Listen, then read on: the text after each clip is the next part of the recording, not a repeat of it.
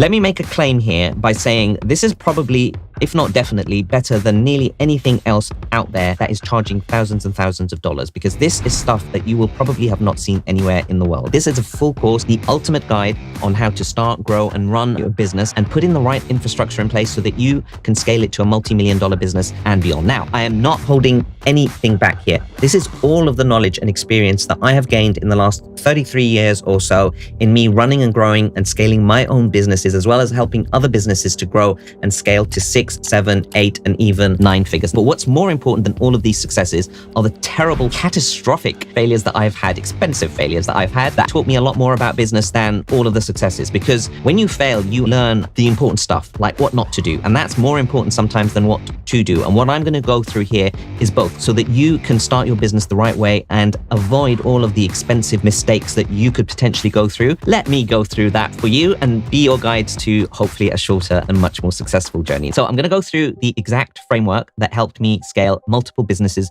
to 6, 7, 8, and even 9 figures. I'm going to get you to know how to think exactly like the 3% that truly win in business. And 3% is an appalling number of people that win in business, and we're going to try and change that today. I'm also going to get you to try and identify a real market problem so that you can develop an amazing solution that will have customers just lining up without you trying to go out there and say, I haven't got enough customers. They will be lining up if you do the work, and we're going to go through step by step how to go about doing that. We're going to start also using real strategy, and we're going to understand what strategy is. This is what the 3% of successful business owners do, and this is what I want you to start doing yourself inside your business. And we're going to get you to use strategy so that you can really stand out and put you ahead of the curve. We're also going to get you to craft a business model that can help make millions in revenue and profit, because at the end of the day, it's what you keep in, which is more important than just how much you make, right? We're also going to start looking at how to create the ideal solution to the problem that you're solving. And we're going to put it in a way where you can put it in a package and put it in an offer tailored to your market, and that actually just practically sells itself. And that's what makes a really successful business, and it will make your life much, much easier. We're also going to look at structuring your business the right way for growth and success, both internally as well as externally. So who are you and why should I listen to you? Great question. My name is Tamer Shaheen, but I am not going to go through the traditional obligatory sob story. This is not about me. This is about you. So for sake of completeness, let's say big accomplishment, big massive failure, soul searching, big comeback. Here I am. Let's just go on with it. By the way, if you are interested, here's a little bit about me. I've also got more information on the channel. You can pause this if you're interested. Let's just get on with the value that you have come for, which is about you growing your business, not about me and my sob story. So why are you doing this for free? Are you insane? Are we insane? Are we doing this for charity? Well, no, but if we're not doing this for charity, then how does this make business sense? Well, for me to explain to you a little bit about our business model, and I want to be as transparent as possible, let's take a little bit of a step back to try and understand how we as a company, CEO Entrepreneur, is approaching our vision and mission. And our vision really is to inspire and empower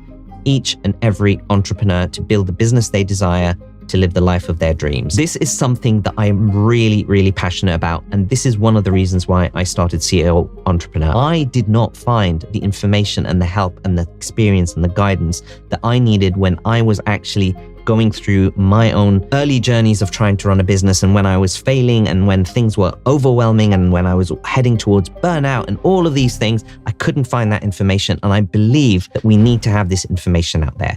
We are focusing on each and every entrepreneur. And I know that there are many entrepreneurs in early stages who really cannot afford thousands of dollars to buy a course or to get mentorship or any of these things. So I really am a big believer of free education for each and every entrepreneur. What we're doing as a business model is that we're building a community of entrepreneurs. The information is there for you to learn and to sort of digest for free. But if you want to have personalized advice based on our experience in your particular situation, if you want to come in and join this awesome community that we're building that will keep you accountable and keep you inspired and have collaborations and conversations with like-minded people that are like you, then we will more than welcome you to come into our community, and that's where our paid services will happen. But for education purposes, I want to put as much value out there so that people can get to the stage of where they can afford to pay for our services. And at the same time, you can get to see by going through this course that hopefully we understand a little bit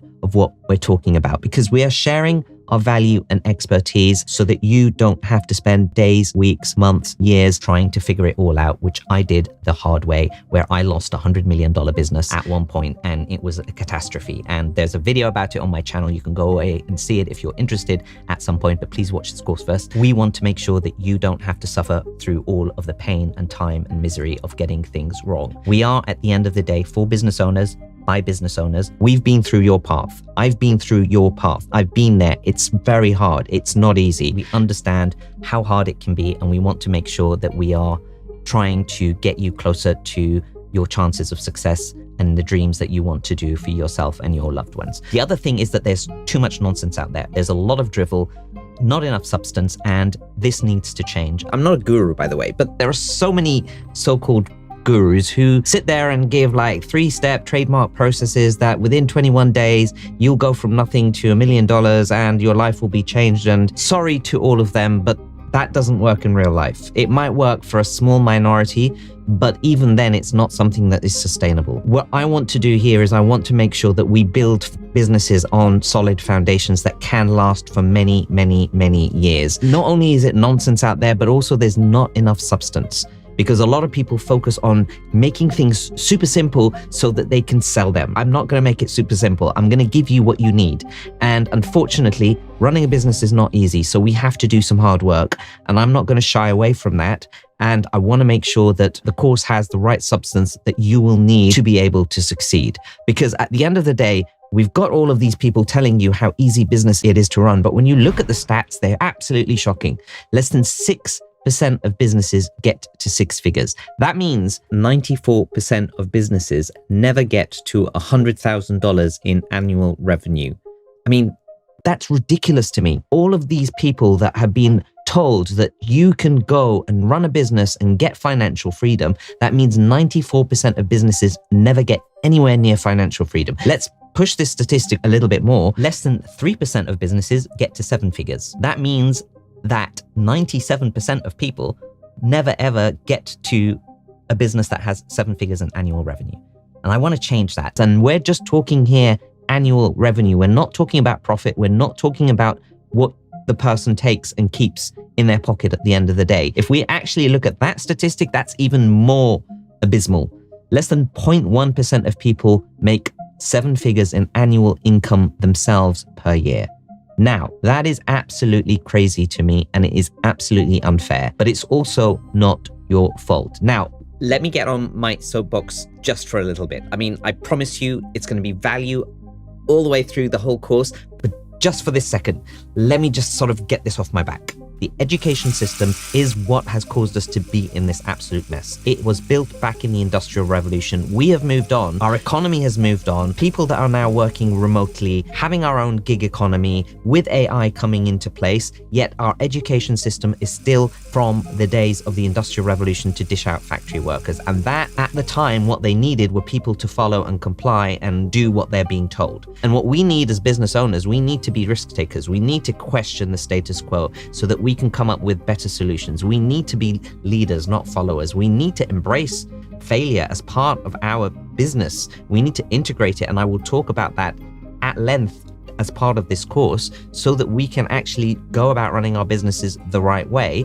Yet none of this is taught at schools. And when we do start running our own businesses, we get into a place where we fall into what we've been taught and the skill sets of what we've been taught. And we end up playing the role of 10 or 20 employees in our own business. And that's what leads us to overwhelm, burnout, and ultimate unfortunate failure for the business. That's why I'm putting this course out here, so that you will have all of the information you need so that you can run your business hopefully in the right way. Now you will have no excuse. Let's change these horrible, ridiculous stats. I'm going to please ask you in return for this free information that you're going to get, please share this with as many people as you think will find valuable, because I want our mission to hopefully be realized, that we get to each and every entrepreneur. Let's start the community right here. Put down in the comments below which country you are from, what your business idea is going to be, how you're going to go about your business, what is your dreams in business, how many businesses have you run, are you still at the beginning of your journey or way in the middle of your journey and you're stuck and overwhelmed? Let's find out who we are as a community, and let's get this conversation started. And also, once you do start finding value in the rest of this course, please, if you can, can, a like would be very appreciated because it's going to give that signal to the YouTube algorithm to start sharing it with more people, and it will help us on our mission to really start showing this to as many entrepreneurs as much as possible. Now, extremely important, really important. There are a lot of things to take from this course, but if you take one thing from this course, please let it be this one. Do not rush or skip any of the steps, even if you think you know them or if you think they're not important to you because you want to get to the good stuff. Because remember, most businesses fail. Less than 3% of businesses get to 7 figures. Remember these stats? That means that 97% of business owners go about it the wrong way. So even if you think that you know this thing or you've done it, chances are that you've done it not in the way that the 3% club would have sort of done it. There are things that we believe, and the things that successful business owners really believe being super important, that most other business owners think is fluff and think is not stuff that is actually important to the success of the business. And then they will start skipping to the bits where they think is important. And because the groundwork hasn't been done, the foundations haven't been laid down, then it all starts crumbling and overwhelm and burnout and all of that stuff happens and things don't go to plan and customers don't come knocking on your door and all of that stuff. If you want to build a 7-figure business, you have to run your business like the successful 3%. That means that if you want to build a 7-figure business, you need to run your business in a completely different way to how the other 97% go about it. Everything that I have put in here is stuff that is part of what the 3% do day in, day out to succeed, and you need to be able to go through it step by step so that you can actually increase your chances of success. This is not an easy course. There is a lot of detail and we're going to go in deep, but that's what we need to be able to go the extra mile, because a lot of these 3% that you see successful, you think that they're overnight successes, but they're overnight successes 10 years in the making. There is no successful entrepreneur that has been successful and sustained that success that hasn't put in the time and the work and the effort and all of the hardship that they've come in the beginning to be able to achieve that. And I want to give you the facts as they are so that you understand what's coming up in your journey so that you are not caught off guard and you start to panic and we start being desperate and then we start making the wrong decisions. So this is why we're giving you our proven framework, and it's the one that I have used time and time again in all of my businesses and other people's businesses to help them scale successfully. There is nothing that I'm going to give you here as part of this course that is considered as fluff or as filler. If you do follow and stick to the proven framework that I'm going to give you and I'm going to share with you as part of this course, it will improve your chances of success dramatically. However, on the flip side of that, if you skip or if you give up or if you don't watch through or if you don't follow through and actually go and do the hard work, unfortunately, I've got bad news for you. It will probably improve your chances for failure dramatically. I don't mean to be over dramatic about this, but remember, the stats are not on our side and we need to do the work and we need to do the things that will start changing that status quo. The majority of people are not going to follow all the way through this course. But I really, really hope that's not you. Do not become a statistic, or at the very least, don't become on the wrong side of that statistic. Let's have a deal here that you are going to stick through this. Please save this video in your save and watch later playlist in YouTube so that you can keep coming back to it time and time again. What I would recommend you do is really go through it once in 2 times speed so that you can get an idea of what we're covering. And then as you're going through building your business step by step, you can come through to the right section and you can do the work, do the tasks, and come back and watch the next one. You're going to want to come back to this time and time again. This is not just on when you start your business. This is when you're growing, when you're scaling, when you're building your business, when you're developing your products and services, when you're marketing them. All of this is going to be included as part of this course. So now you really, really have no excuse. Let's begin, shall we? Let's start with looking at our blueprint. Okay, so let's start by having a look at the CEO Entrepreneur Blueprint. Now, you'll see here that there are 3 key stages, and each stage is basically how you shift gears and operate your business in a different way every time you kind of scale your business and get to a certain level. And that's actually one of the reasons why a lot of people get overwhelmed and burnt out and stuck and they kind of hit a ceiling, is that they're still trying to operate their business in the older way while they needed to have shifted gears and sort of like started to operate it in a slightly actually quite a lot different way as you kind of scale up through the stages. What we're going to do here is we're going to start by having a look at Groundbreaker, and Groundbreaker is essentially the early stages of when you are starting your business and you're still under 6 figures. But what we want to do is we want to really build the right infrastructure so that you can build a multi-million-dollar business and beyond, hopefully. Now, the framework behind Groundbreaker is the one that I showed you at the beginning of this video, and it is a framework. It's not a step-by-step because you will be circling back and coming back to each of these stages at a lot of the times whilst you're growing and running your business at the beginning, whilst you're operating it, as you're scaling it, and you kind of have a cycle. And you'll begin to see that sometimes even in this course, I'll be jumping back to previous steps because now something new has happened in a step that happened a little bit later down, and we kind of need to circle back and have a look at earlier things and revise them and refine them. So let's not waste any more time. Let's go into the first one, which is the journey. The journey of an entrepreneur is filled with many highs, but also many lows. And we need to be able to expect that and understand that right from the start, right from the get-go, because it's not all that it's cracked up to be just by itself, where everyone says to you, flashy cars, yachts, and sort of living everywhere and having your own private island and all of that stuff. You can achieve that stuff, but it's not going to happen overnight, and it's not going to happen in 12 weeks or 6 weeks. It's going to take some time. There will be ups, there will be downs. So why do we go through all of this? Well, the highs are quite high, and you will be able to achieve financial freedom, impact, time freedom, location freedom, all of the stuff that we as entrepreneurs dream about, having our own, being our own bosses and having our own control and all of that. Yes, all of that is absolutely possible, but we need to make sure that we equip ourselves with the right information from the get-go. So we don't go in and say, hey, I'm going to take 6 weeks or even 6 months to build this thing. I'm going to have financial freedom and that's it. I'm going to go in. Because if that's what we go in to the journey planning, then unfortunately, we're going to get caught off guard. And things, when they do start going wrong, believe me, they will go wrong. I've been through this. I learned the hard way. I don't want you to do that. But when things do start going wrong, we then haven't anticipated them. Then we start panicking, and then we start acting out of desperation. And that means usually we start making the wrong decisions. And I don't want that for you. We also want to be in a position where we say, let's build this thing so that it could serve us, but also serve the customers. And we want to understand the difference between the two. And we want to go about building it the right way. Now, here's what not to do.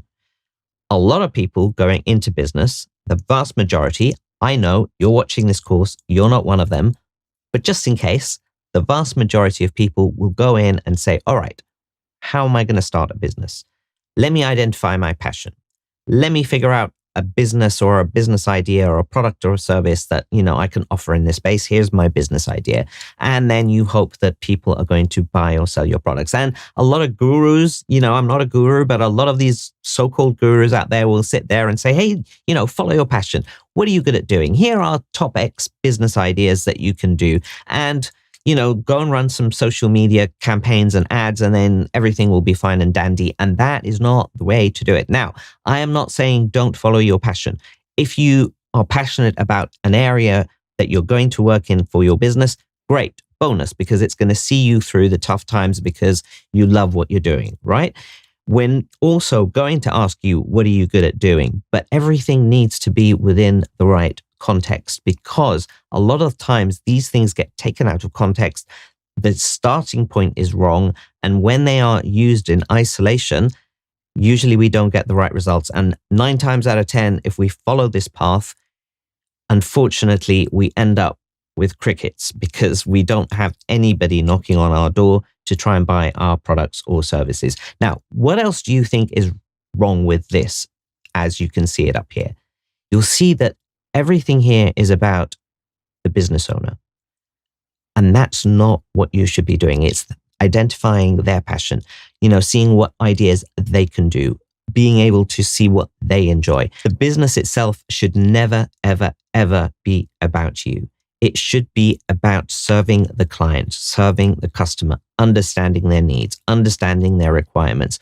Your business is there to solve a problem for your customers. And it should never, ever be about you, with the major exception that in the medium to long term, it should start serving you and your dreams and your own personal journey. So that's the only time at the beginning here where we're going to start saying, what is your journey? Because once we start going into looking at our products and services, you'll see me very quickly switch over from, okay, what is it that you want, to what is it the customer wants? But we still need to do that bit at the beginning where we try and understand what's in it for you. Because at the end of the day, we're not doing this for charity. We're doing this and we're running these businesses so that we can make money and we can have the impact we want, and we can be able to, serve ourselves in the way that we want to, as well as our loved ones and family and friends and all of that awesome stuff. So you'll see me mention this quite a few times. The business is about the customer. It's not about you.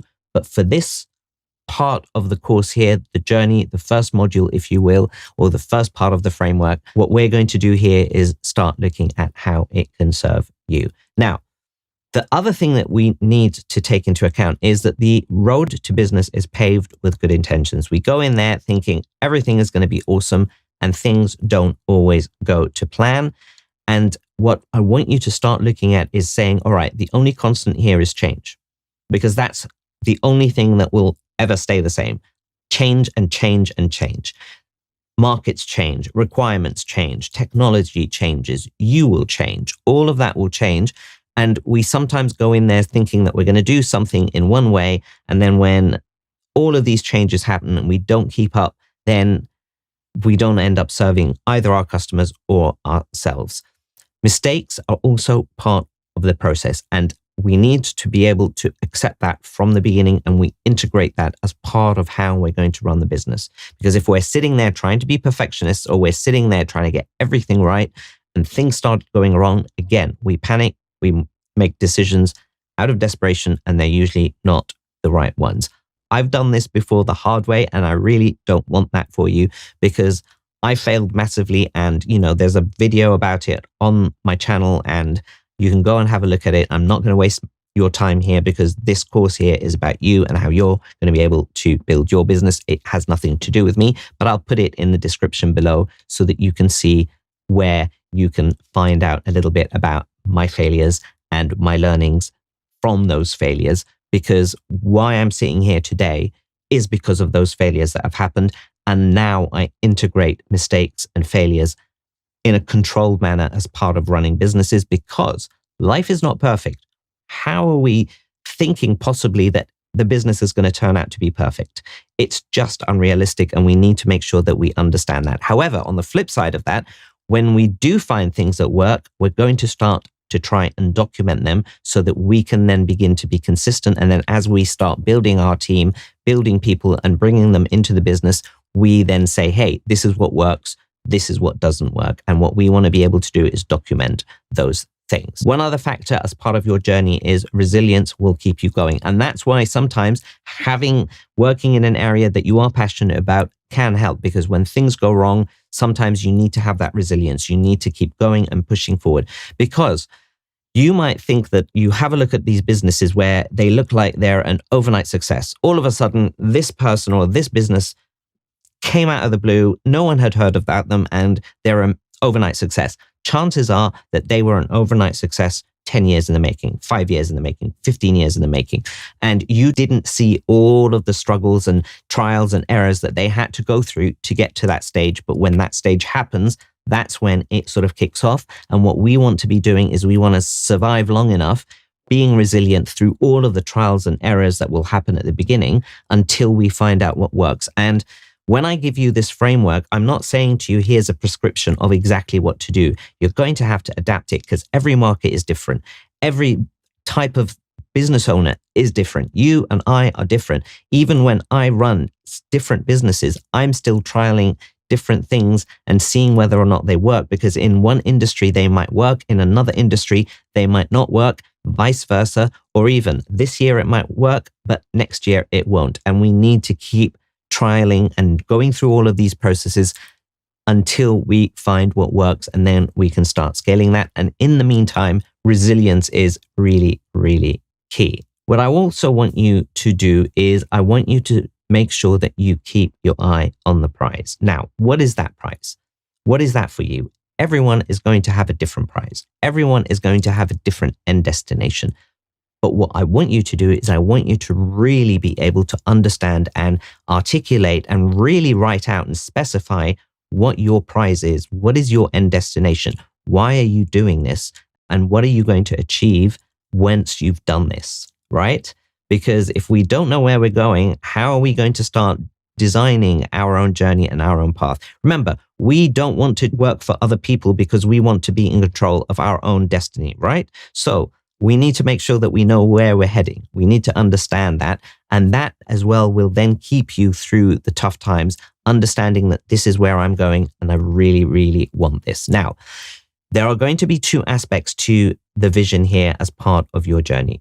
There's your vision, and then there's your business's vision. And those are two separate things, because you may sell the business. You may pass the business down to family. You may hire a CEO at one point if the business becomes large enough, or hire a managing director and you go traveling the world and let the business run. So we need to make sure that we make those distinctions right at the beginning, where we say, all right, what is it that I want to achieve? What does success look like for me? What does success look like for the business? And how do I make sure that they serve each other? And how do I make sure that the business serves me in the long term, whilst it is succeeding in its own way and its own path beyond just me as the business owner? Hope that's clear. So let's have a look at your vision, because the journey here, first module, is about you. So let's understand what your destination is and why. And I want you to go about doing that by building a vision board. Now, before you click away or just roll your eyes and say, vision board, here we go again, here's some fluff. It is not fluff. It is really not fluff. Your journey is going to be hard. And that's why I've been really highlighting and stressing this point up until now, is because the journey is going to be hard.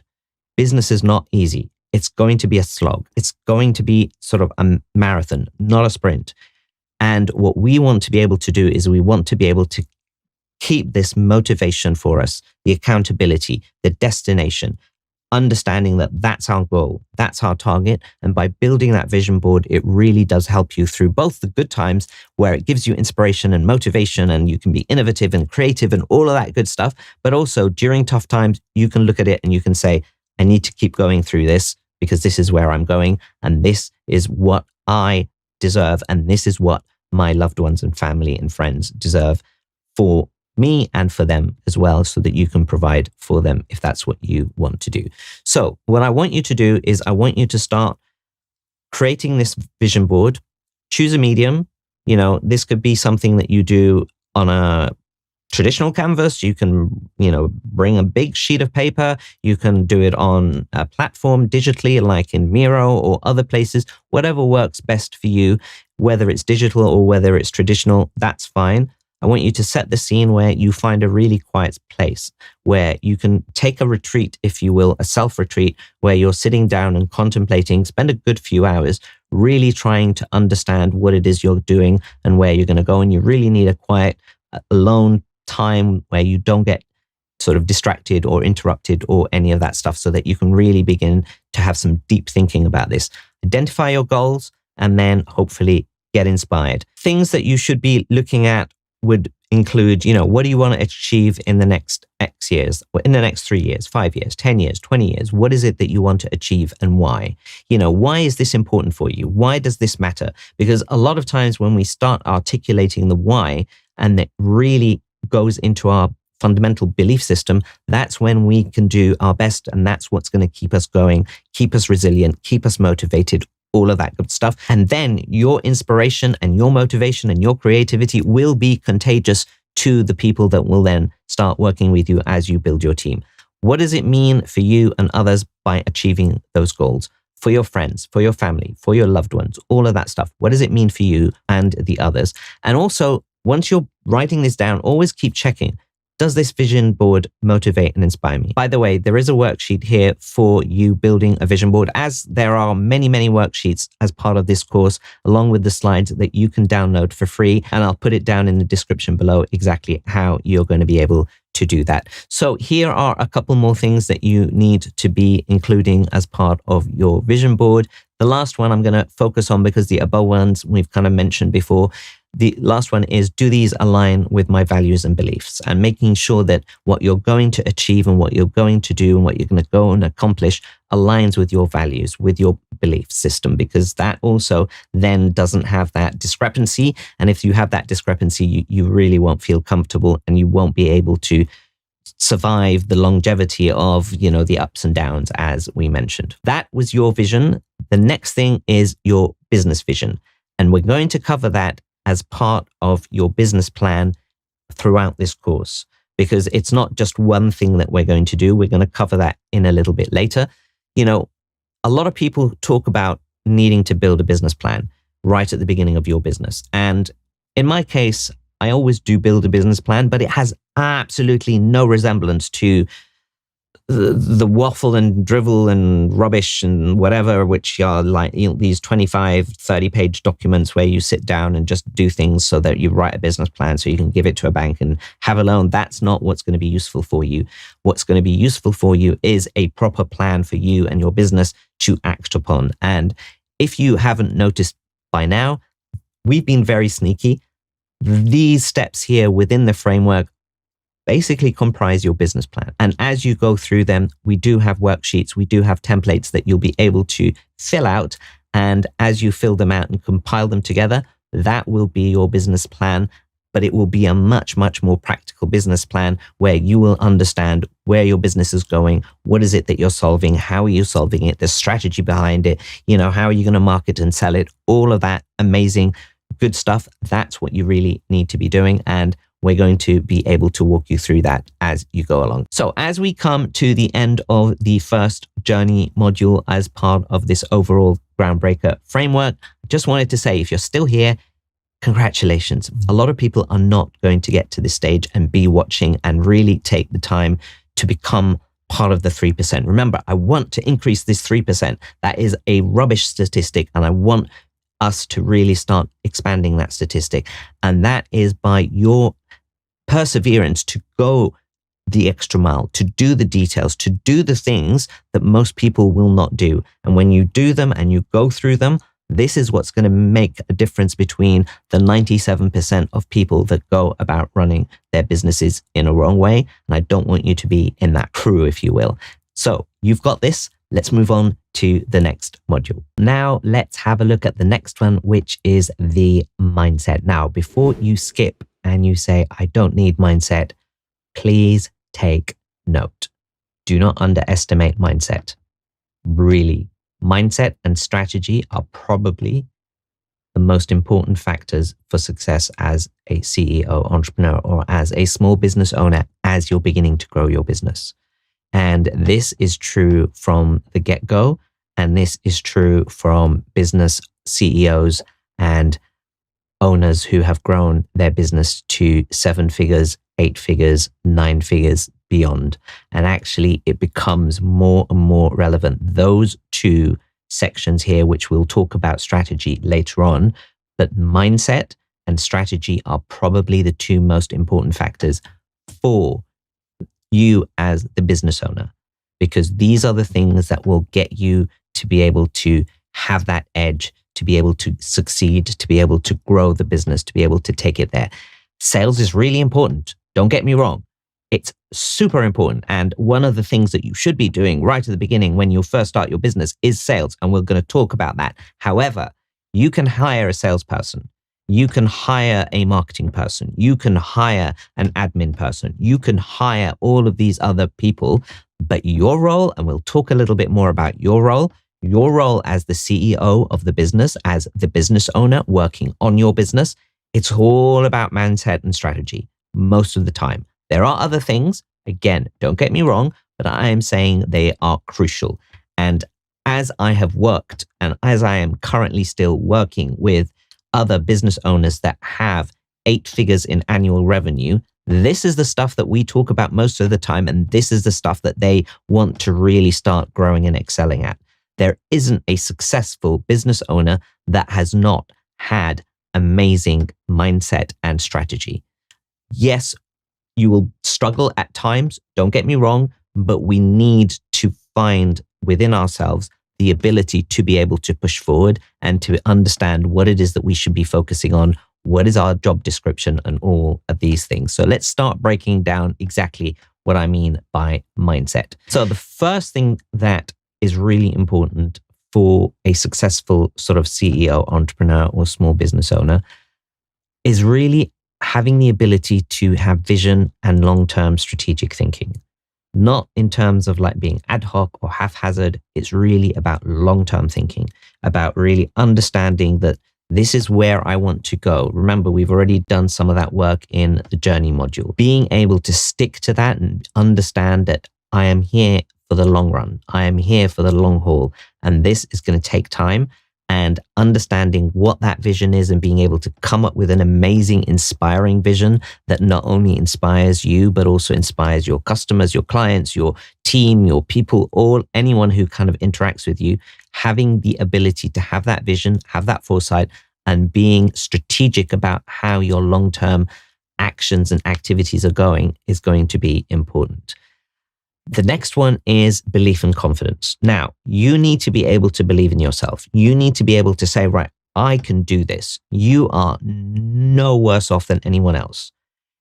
Being an entrepreneur is not something that we are born with as a sort of natural gifted skill. There was a survey done at one point where they had a look in terms of like whether entrepreneurs are born or sort of like, educated, or is it something that you can learn? And actually, a lot of times people saw that entrepreneurs are usually born because they're born into the family and all of that stuff. But when they broke it down to successful entrepreneurs and business owners that actually succeeded, it made absolutely no difference. And the ones that have been trained to become entrepreneurs, trained to do the stuff, are the ones that have succeeded. And you need to be able to start and saying, I'm going to be able to do this. And you need to have the confidence to be able to sometimes take risks, sometimes be strategic, sometimes be able to say, I can do this. I'm going into uncharted territory, but I've had a look at this stuff. I've looked at the worst case scenario. It's still something that we can survive if it goes wrong, so on and so forth, and being able to push forward. The next one after that is resilience and adaptability. Now, we spoke a little bit about resilience during the journey module. Adaptability is being able to change. Again, remember, the only constant is change. And as things change, you need to be able to see them happening, ideally before they happen, and be able to adapt based on the new data and the new information that you're getting. Growth and learning is huge.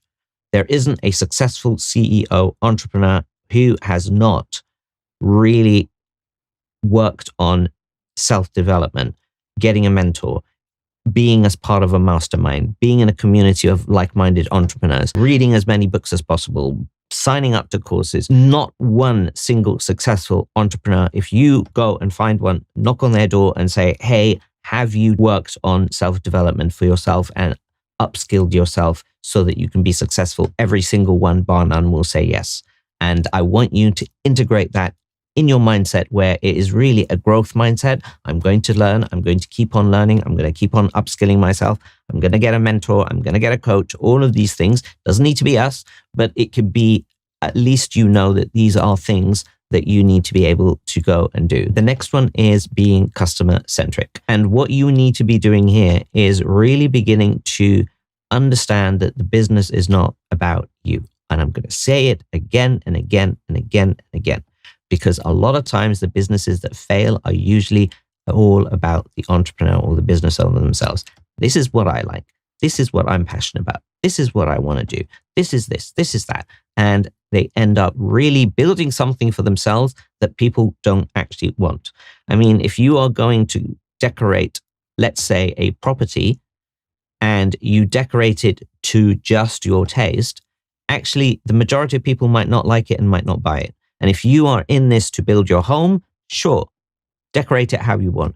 But if you're in this as a business where you're going to lease or sell this property because you've decorated it in a certain way, then you sit down and say, who is the target audience for this? How do I decorate it for their tastes, for their needs, and always being customer centric? Now, that's just an example. It applies to any industry, any product, any service, any business, really. The next one after that is leadership and team building. Understanding that you are going to be the leader in your business, you're going to start building a team, even if they're outsourced, even if you're interacting with people that are not full-time early on. That doesn't matter. You still need to lead them to be able to achieve what you want. You can be outsourcing for bookkeeping or getting a VA or any of these things. You still need to be able to have that leadership skills and upskilling yourself as leadership. So again, when I'm working with business owners that are turning over 8 figures in revenue or multiple 8 figures in revenue, most of the time, mindset, strategy, leadership, people. How do I lead my people? How do I actually build the right work culture? How do I do this? And a lot of it is about leadership skills as well. So this is something that should be in the back of your mindset in terms of, this is how I'm going to approach my business. I need to understand and have this mindset. So all of these things really, each one of them moves you one step further towards the success and the destination that you want to be able to achieve. Next one is financial acumen. Understanding how to keep enough cash in the bank, because you do not want to run out of cash. Next up is network and relationship building, and really being able to go out and network, whether it's finding partnerships, collaborations, just having other businesses that you can collaborate and partner with, networking, also even finding clients and customers through network and relationship building is really important. And this becomes one of your key responsibilities down the line as the business grows, where you are beginning to spread the vision, spread the mission, all of these things. It's going to be super, super important for you as a CEO entrepreneur. Next one is accountability and discipline. Accountability, you need to keep yourself accountable or find someone who can, as an accountability buddy or a mentor or a coach. It's really important to make sure that you stay accountable for the things that you're going to do and you are disciplined about it. And you are acting out of discipline, acting out of patience, acting out of strategic long-term thinking that we've been talking about right at the beginning, and not really out of desperation. Because the minute we start acting out of desperation and not discipline, and it's ad hoc and it's like emotional, we make bad decisions and the business ends up collapsing, unfortunately. So accountability and discipline. The last but not least is values driven, and being able to make sure that you are aligned and true to your values, because that's also what's going to attract the right team, the right people, the right customers that you're going to enjoy working with, because those will be all aligned with your values as well. So that's pretty much the mindset of a really successful entrepreneur. But at the early stages, what is your job description? What is your role as the CEO of your business? If you are under 6 figures and you're trying to get yourself to that 6-figure and 7-figure mark, once you go past 6 figures and you're going to 7 figures, your role is going to change. And once you go past 7 to 8, your role is going to change again. So early on, a 5-figure entrepreneur, let's say, from the get-go, your role is to strategize and plan. You're strategizing, what is it I'm going to do this business about? We're going to do that as part of this course. You're strategizing and making sure that you plan ahead. You are building or developing your product or service. Right at the beginning, you might get some help. You might do it yourself, but that's part of what you will be doing really early on. Later down the line, you're probably going to hire people in fulfillment, in product development or service development. But at the beginning, in the early stages, you're probably going to be doing that yourself. Next one is promoting and selling. If you're under 6 figures, one of your biggest roles is going to be selling, because you're testing price. You're testing whether or not people like this thing. You're testing whether or not people are, having that problem, having that issue. Are you getting the right results? Who the target market is? What is the right product market fit? And being able to sell so that you can then make that money, so that you can build your own team as well. And as you scale your business, right at the beginning, selling is going to be crucial for you. Then as you grow your business, sure, you can go and hire sales teams and marketing teams and all of those things. But at the beginning, that's going to be one of your key critical roles. And a lot of times people say, I hate selling. I don't like selling. It's too sleazy. It's too this and that's that. Business is about selling. We need to get that on the table. And this is part of the mindset shift that we need to understand. There is nothing wrong with having money. Money is a tool. You could use it for good. You could use it for bad. The same thing with selling. So if you found something that is amazing that you didn't have to like go and ask money for, that you know that is going to solve this person's problem, you will be singing from the rooftops and telling them, hey, I found this amazing thing for you. It's going to help you. You're not going to be suffering or struggling anymore. But it's just because we're not asking for money, we'll go and do that. But if we start asking for money, then we start saying, well, no. But actually, it's your duty to do that. And if you build the product or service well enough, people will come knocking on your door, and we'll talk about that as the course progresses, how you're going to be able to get people to knock on your door rather than you sitting there and trying to do sleazy sales, because that's not something I subscribe to either. There is a big difference between doing sales and within your right values and moral sort of ethics and all of that, and sleazy sales, which is not what I'm talking about at all. So the next one is communicate and manage. And that is for you to be able to communicate your strategy, to communicate, the sales of your products and services, communicate to the team, the small team that you're building, whether it's outsourced or your suppliers. Being able to communicate and manage those people is going to be important. But also, even if you're a single person, a solopreneur, you're going to be managing your time. You're going to be managing your schedule, because later on, you'll begin to see that you're going to be wearing multiple hats, playing different roles in your business. And if you don't organize your time well, you're going to get overwhelmed. You're going to get burned out, and you don't know why. It's because you're going to be doing so many different roles in the beginning, because you don't have the money to be able to afford to build a big team at that early stage. The next one after that is cash flow finance, part of your financial acumen that we talked about in the previous slide. And that is really making sure you've got enough cash flow in the bank. And again, I'm going to touch on that in a second. You're building your business, building the infrastructure, building the structure, building your team, building your product or service, building relationships, building, list of clients, all of that stuff you're going to be building right at the beginning. Building is one of the big things that you're going to be doing as the business owner. And what I want you to do is I want you to start looking at building your business almost as the product itself from a bird's eye view, right? Sometimes we get too ingrained inside our business where we're building our products and services. But I want you to, at times, take a bird's eye view and pull yourself up and say, all right, my whole business is a product. How do I build this product? And that's what working on your business looks like. And we'll talk about exactly what that looks like throughout the course of this course, if you will. Next one up is legal and compliance, making sure that you are complying with the law, legally registered. All of that stuff is stuff that you need to make sure that you are complying with. If it's privacy laws, any of these important things like contracts, stuff like that you're going to do with your clients, with your team members, a lot of that stuff is going to sort of fall on you in the beginning. You can outsource again, hire a lawyer, or download some legal documents that are customized to your business from legal platforms.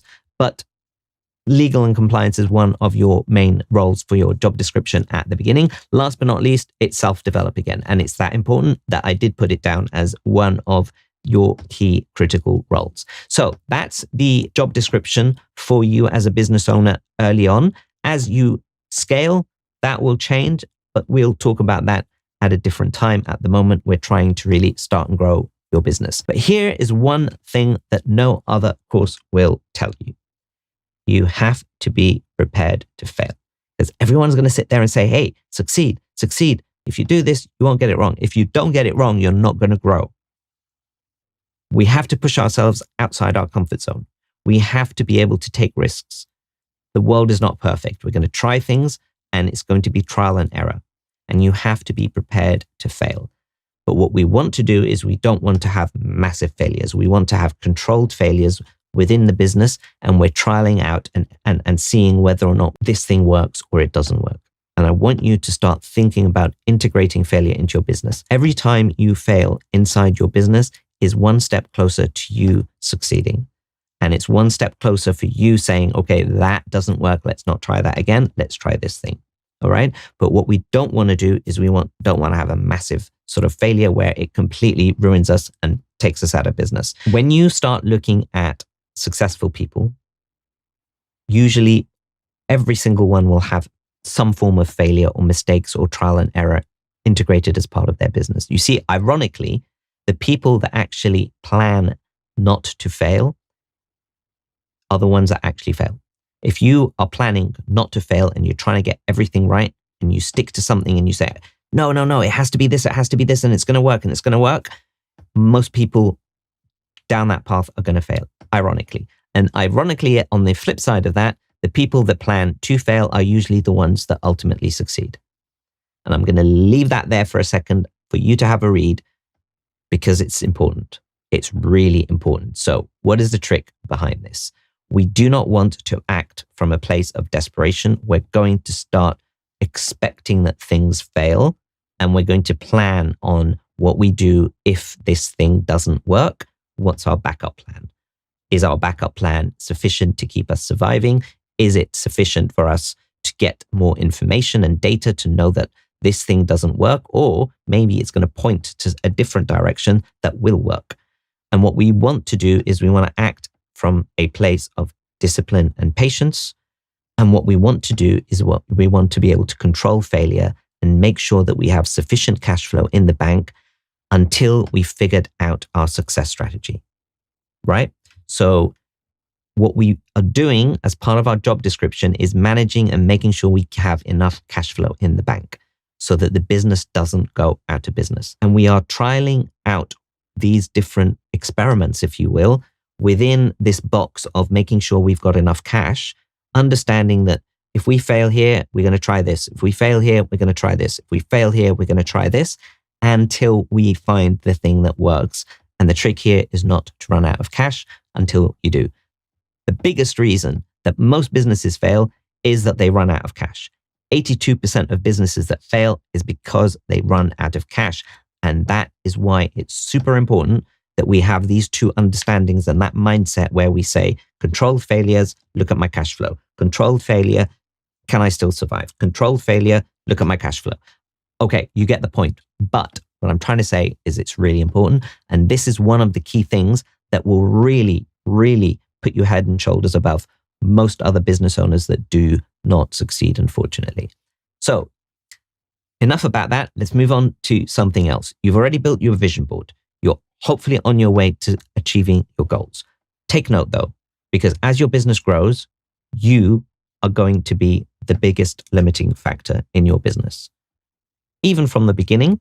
But as your business grows, it will also become a bigger factor to play. And we need to identify the things that might inhibit us from succeeding. So let's have a look at some common mindset inhibitors. The first one is imposter syndrome, where we say, who am I to do this business? Look at that business.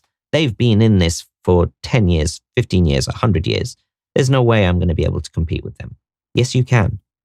Because it's been shown historically, time and time again, the most successful businesses are the ones that come out of nowhere, that people had never heard about because they've innovated some new thing. When a business is quite old or quite sort of like, it's been around for many, many years, it's usually much slower to adapt. And adaptability at the beginning is key for you to be able to find a gap in the market where you say, I can do this thing.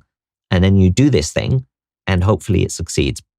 Also, imposter syndrome doesn't end. You're going to be looking at the next person. I'm going to be looking at the person above me. The person above me is going to be looking at the person above them, and it never ends. So when I had my $100 million business, I was looking at the $1 billion club and I was saying, well, what do I know? These guys are doing so much better than me, and it never stops. So it's not a case where you sit there and say, okay, when I get to this stage, I'm going to believe in myself and I'm going to prove it. We don't stop. So the best thing to do is stop it from the get-go. You are good enough. Believe in yourself. You can do this. Everyone else is trying to make it up as they go along, right? Everyone else. It's the truth. They might lie to you. They might tell you they've got it all figured out, but they don't. And the sooner we realize this, that hopefully easier we can move on and be able to start running our businesses in a way that really makes us super happy and understanding that we are good enough to be able to run that business. Perfectionism is also one, which is the fear of failure as well. I'm a recovering perfectionist. I still suffer from perfectionism until today, and it's something that I'm working on, but it's not great, right? It really delays a lot of things. And being quick to the market is much, much better than being perfect to the market. The first Apple iPhone didn't have copy or paste, but now it does. And that iteration, when you look at the first iPhone, it's embarrassing according to today's standards. And I think it was Steve Jobs who said, if you're not embarrassed by the release of your first product, then you've released it to the market too late. So we want to be able to understand that we can push things out that are not perfect. If you really want to make a distinction, which is what I'm trying to do, strive for excellence, not perfection. There's a subtle but very significant difference, because perfectionism paralyzes us. And we don't want to be paralyzed because we have been conditioned to fear failure during our education system. The education system was there to dish out factory workers, right? So it wanted you to comply. It wanted you to follow orders and instructions. And we get conditioned to fear failure in school. Don't do this. You might fail your exam. If you fail your exam, you're not going to get a good job. If you fail this, you're not going to do this. You do, and then we get ingrained that we need to not fail. Whereas business is completely on the opposite end of the spectrum, where it is all about experimenting and taking risks and looking at failures and seeing what works and what doesn't work. And that's why it's not your fault at the moment. But what we want to do is we want to have that shift in mindset where we say, actually, failure is not bad. Failure is like an experiment that we just keep trying until we find the ideal result. And that's what we're going to hopefully be doing. Strive for excellence, not perfectionism. Value proposition. Sometimes we think we don't have good value to offer. And yes, you do. We underestimate how much value and knowledge we have. If you start thinking about the times people ask you for advice on certain things, you might think that they are so easy and it's just obvious and it's straightforward, but it's not to most other people. It's something that, because it's easy to us, it's natural because we've been doing it for many years, or it's just something that we know how to do or figured it out, or our brain works in a way where it just figures this thing out. And we think that it's obvious to everybody else. And it really isn't. It really isn't. So the stuff that you know is super valuable. And what we're going to do as part of this course is marry what you know, which is super valuable, with what the market really needs, right? And like I said, we're not going to start with that. We're actually going to start with what the market really needs first. And then we're going to marry it with what you really do well and what you're good at and what value you provide. Because doing it the other way around is not the right way to start on things. Right, let's keep going. So the next one after that is money mindset. And I touched on this a little bit earlier, so I'm not going to touch on it much beyond that. And that's essentially, there is nothing wrong with money. Money is a tool. You can use it for good, and you can be a philanthropist. You would give money to charity and Bill Gates and doing all of these good things, or it can be bad. And, people with a lot of money can be good, can be bad. People who are poor and don't have any money can be good, can be bad. Money is not the variable that influences good or bad. It's the people, and money has nothing. It's not the root of all evil. And it's, it does grow on trees actually, because it's made out of paper in some countries. But anyway, let's keep going. Overwhelm is another one, and we're going to try and look at overwhelm as we move on, because understanding what your role and your job description is and other roles in the business and how these other roles are not your role is really going to start reducing overwhelm. And if we've got the right plan, we've got the right strategy, we're not hopefully going to overwhelm ourselves by going through this process in an ad hoc manner. Anyway, next one. Control and delegating. So control and delegating, we are control freaks. I'm a control freak, again, recovering control freak. But delegating is one of the best things you can do to leverage your time. We get into business so that we can be financially free and time free, right? And what we want to be able to do to become time free, we need to delegate and we need to let go of control. Because otherwise you're still going to be trapped inside your business doing everything. And that's not what we sign up for when we're starting a business, right? I learned this once when I saw a friend who was just flying every weekend to a different country and doing all of these things and just chilling out, not doing much.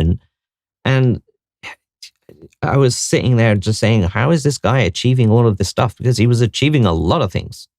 And I went up to him and I said, hey, what's your secret? Tell me how you're doing this. How are you doing all of this stuff and still have time to go like every weekend to a different country and, go on holiday and do all of these things? And he kind of leaned in really close, and he came to me and he sort of like, come closer. Delegate everything. Everything. Just give it to other people to do. And you know what? It changed my life. It really did. So delegate. Really start learning how to delegate, and don't make that to become an inhibitor, because if we don't and we become control freaks, we're going to get overwhelmed and we're going to hit a ceiling and we're not going to be able to grow. Next one is limited vision. And again, that goes back to strategic thinking.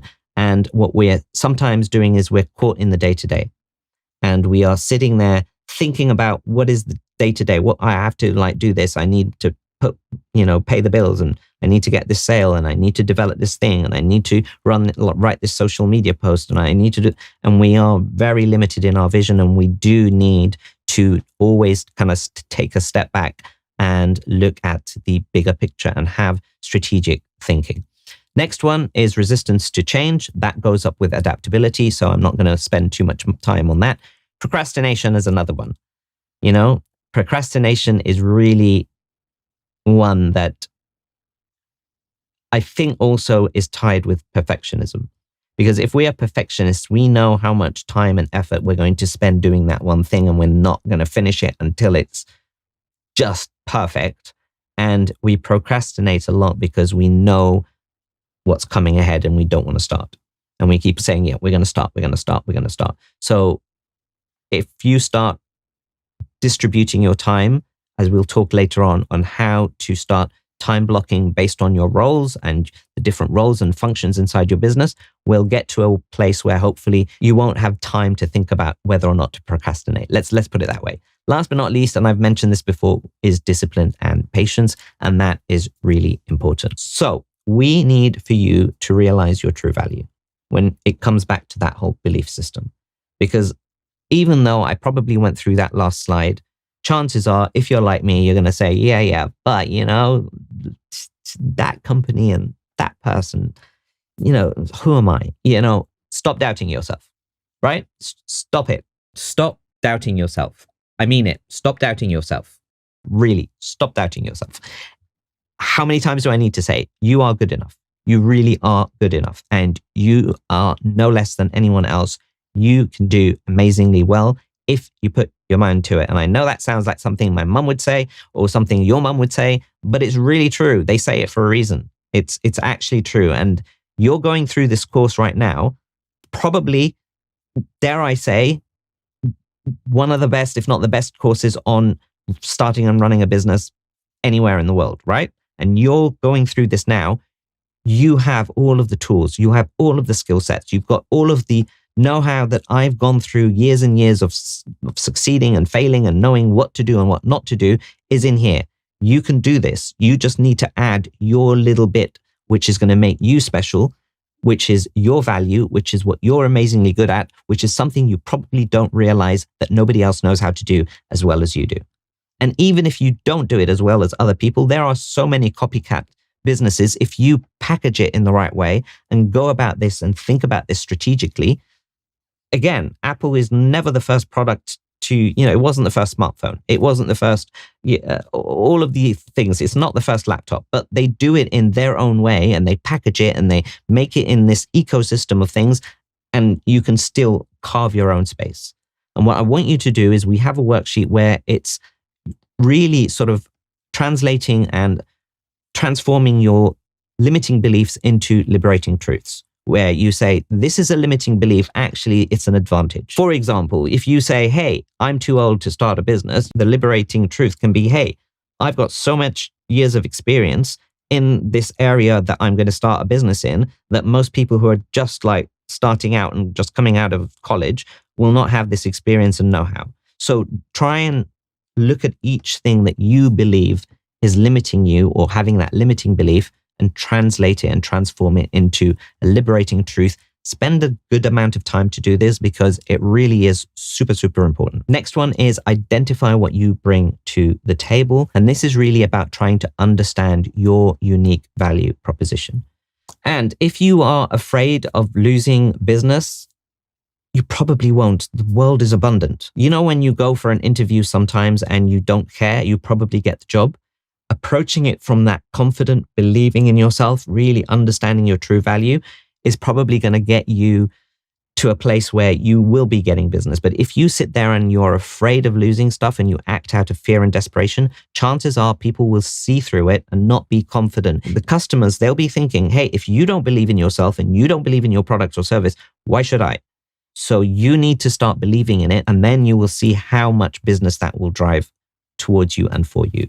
Hope that makes sense. Now, if you want to work a little bit more on realizing your true value, really start understanding what your unique value proposition is. And I'm not talking about the business here. I'm talking about what your unique value proposition is. Now, this is not about you finding where to build your business. This is not about you finding out where to build your business model. We are going to use this later down the line to validate a problem that you've identified. If you've got multiple problems, then you can say, can I sort of like refer back to this figure and see which one aligns better with my unique value propositions. So we've got here a circle, which is what customers want. The next one here is basically what you do well.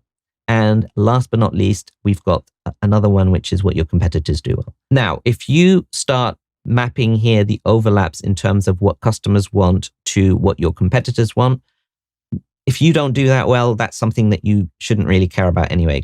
Good luck to your customers, good luck to your competitors, because it's not your strength, right? So the next one is, if we are looking at what competitors do well and what you do well, but customers don't need it, then there's no point in doing it at all, because customers don't need it. The business is about the customers, not about you. So the one in the middle is where it overlaps with everything. So it's something that you do well, but your competitors do well and your customers actually want it. It's risky if there's a lot of good competition, but it doesn't necessarily mean that you shouldn't go into it if you feel that you can stand out in a certain way. But if you can stand out significantly, that should be your focus, which is where your competitors don't do well, you do really well, and your customers want it. So remember this figure and try and fill out each of these circles in terms of what your customers want, what your competitors do well, and what you do well, in order to identify where you really are in terms of your key strengths. And again, don't build your business model around this. We're going to use this now for you to start believing in your own value that you bring to the table. But later on, we will refer back to this when we start identifying the right target markets and the right problems to solve for your business, so on and so forth. What we're trying to really do here is we're trying to push you outside your comfort zone. Because if you're not pushing yourself outside your comfort zone, you'll not grow.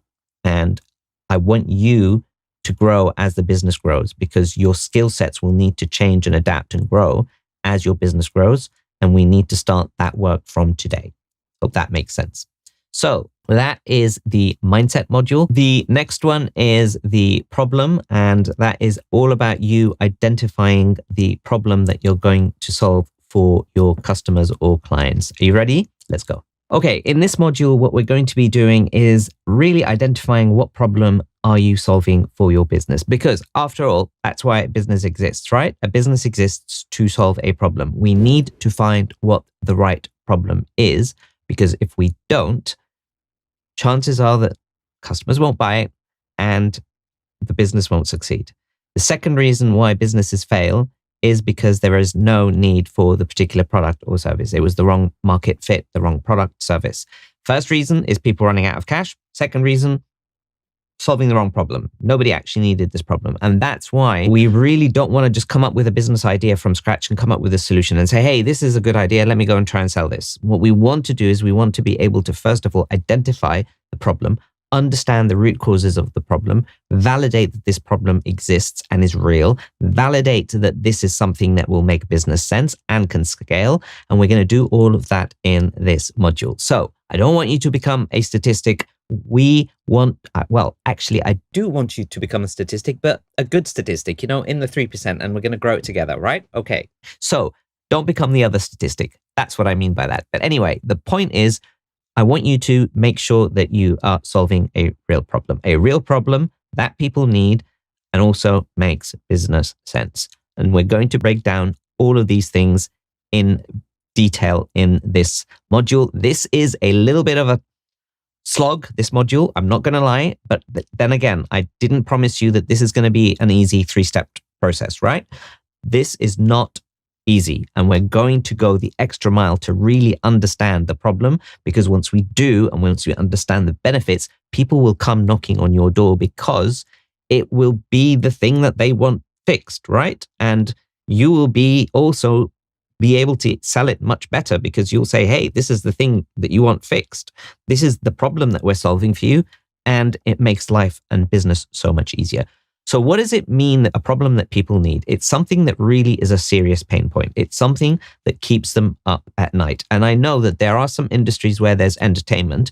That also is solving a pain point of making people not upset, making people not depressed, making people happy, making people have good memories, love, emotion. All of these things are still a core human desire that we need. And if we don't have that, it is a particular pain point. So what we want to do is solve a business problem that people need, keeps them up at night, but also it makes business sense. What does that mean? So we need to make sure that we've got valid underlying assumptions. And I will break this down in a lot more detail in the slides to come. But essentially what that means is that we want to make sure that we are actually solving the right problem. The assumptions that we've made about this problem are correct, because sometimes, and I'll give some examples, we can make the wrong assumptions and it will make us solve the problem in a completely different way. And actually that's not what customers or clients wanted. They wanted something else, but they might have stated the same pain point. Also, the product or service that you're going to do needs to have a target market that makes financial sense. They can pay you money. There's no point, selling a Rolls Royce to a student in high school because A, they probably don't have the money, and B, they can't drive. So it needs to be a target market that makes both financial and realistic sense, and also to make a good business case. And I'll break all of those down in detail as we go along. Remember, this is not about you. We're now having that switch over where initially in the first 2 modules, we were talking about the journey, your journey. We were talking about the mindset, your mindset. Now we're doing that switch over. Everything from this point forward is going to be about customer, about the client, about your leads, all of those kind of things, right? Okay, let's keep going. So it is important that you consider the problem you're solving holistically. I'm going to go through 10 steps to identify and really understand the market problem. Breaking them down very quickly. Step 1, we're going to explore the landscape. We're going to engage with potential market, really unearth the problems and challenge assumptions, validate the problem. Here you go. You can read it, pause it, read it. We'll move on to it. Let's go through each one in detail. Step number 1, explore your market landscape. Right. So a lot of times people come to me and they say, do I come up with the idea and then go and find the right crowd? Or do I find the right crowd and then come up with the business idea? Or do I really find the problem from the crowd? Which comes first? Is it the chicken or the egg situation? And in a lot of cases, it's not really about finding the idea first. It can be about finding the right crowd and then trying to solve their problem, or identifying a problem, then validating that this crowd is big enough for you to be able to sell and grow and scale into. Hopefully that makes sense. So if you have a business idea already, then please park it aside and go back to this thing here that we've just spoken about. We're going to try and make sure that we find the right crowd, find the right problem, and validate it, because your idea that you've come up with may not be a problem that also makes business sense, right? It might not be something that will be scalable. It might not be something that actually has a big market that will want to buy it. So these are things that I want you to please park it aside. Remember, 97% of business owners go about it the wrong way. We're not going to do that. We're going to go about it the right way, and we're going to dive a little bit deeper. It's a little bit of a work that we're going to do right now, but I didn't promise you that this was going to be easy. Here we go. So your market landscape, we're going to have 4 different things that we're going to break down the target market, if you will. We've got the demographics, which is the age, the gender, occupation, education, ethnicity. Basically, who is this person? Who is this market that I'm trying to attract? The next attribute is geographic location. Are you going to be a local business? Are you going to target certain postcodes? Are you going to target regions? Are you going to target globally, the world, the universe, who knows? So that's where you start saying, okay, geographically, where am I going to actually sell this thing? Why? The psychographic attribute here is actually really just as important as the other three that we're going to talk about.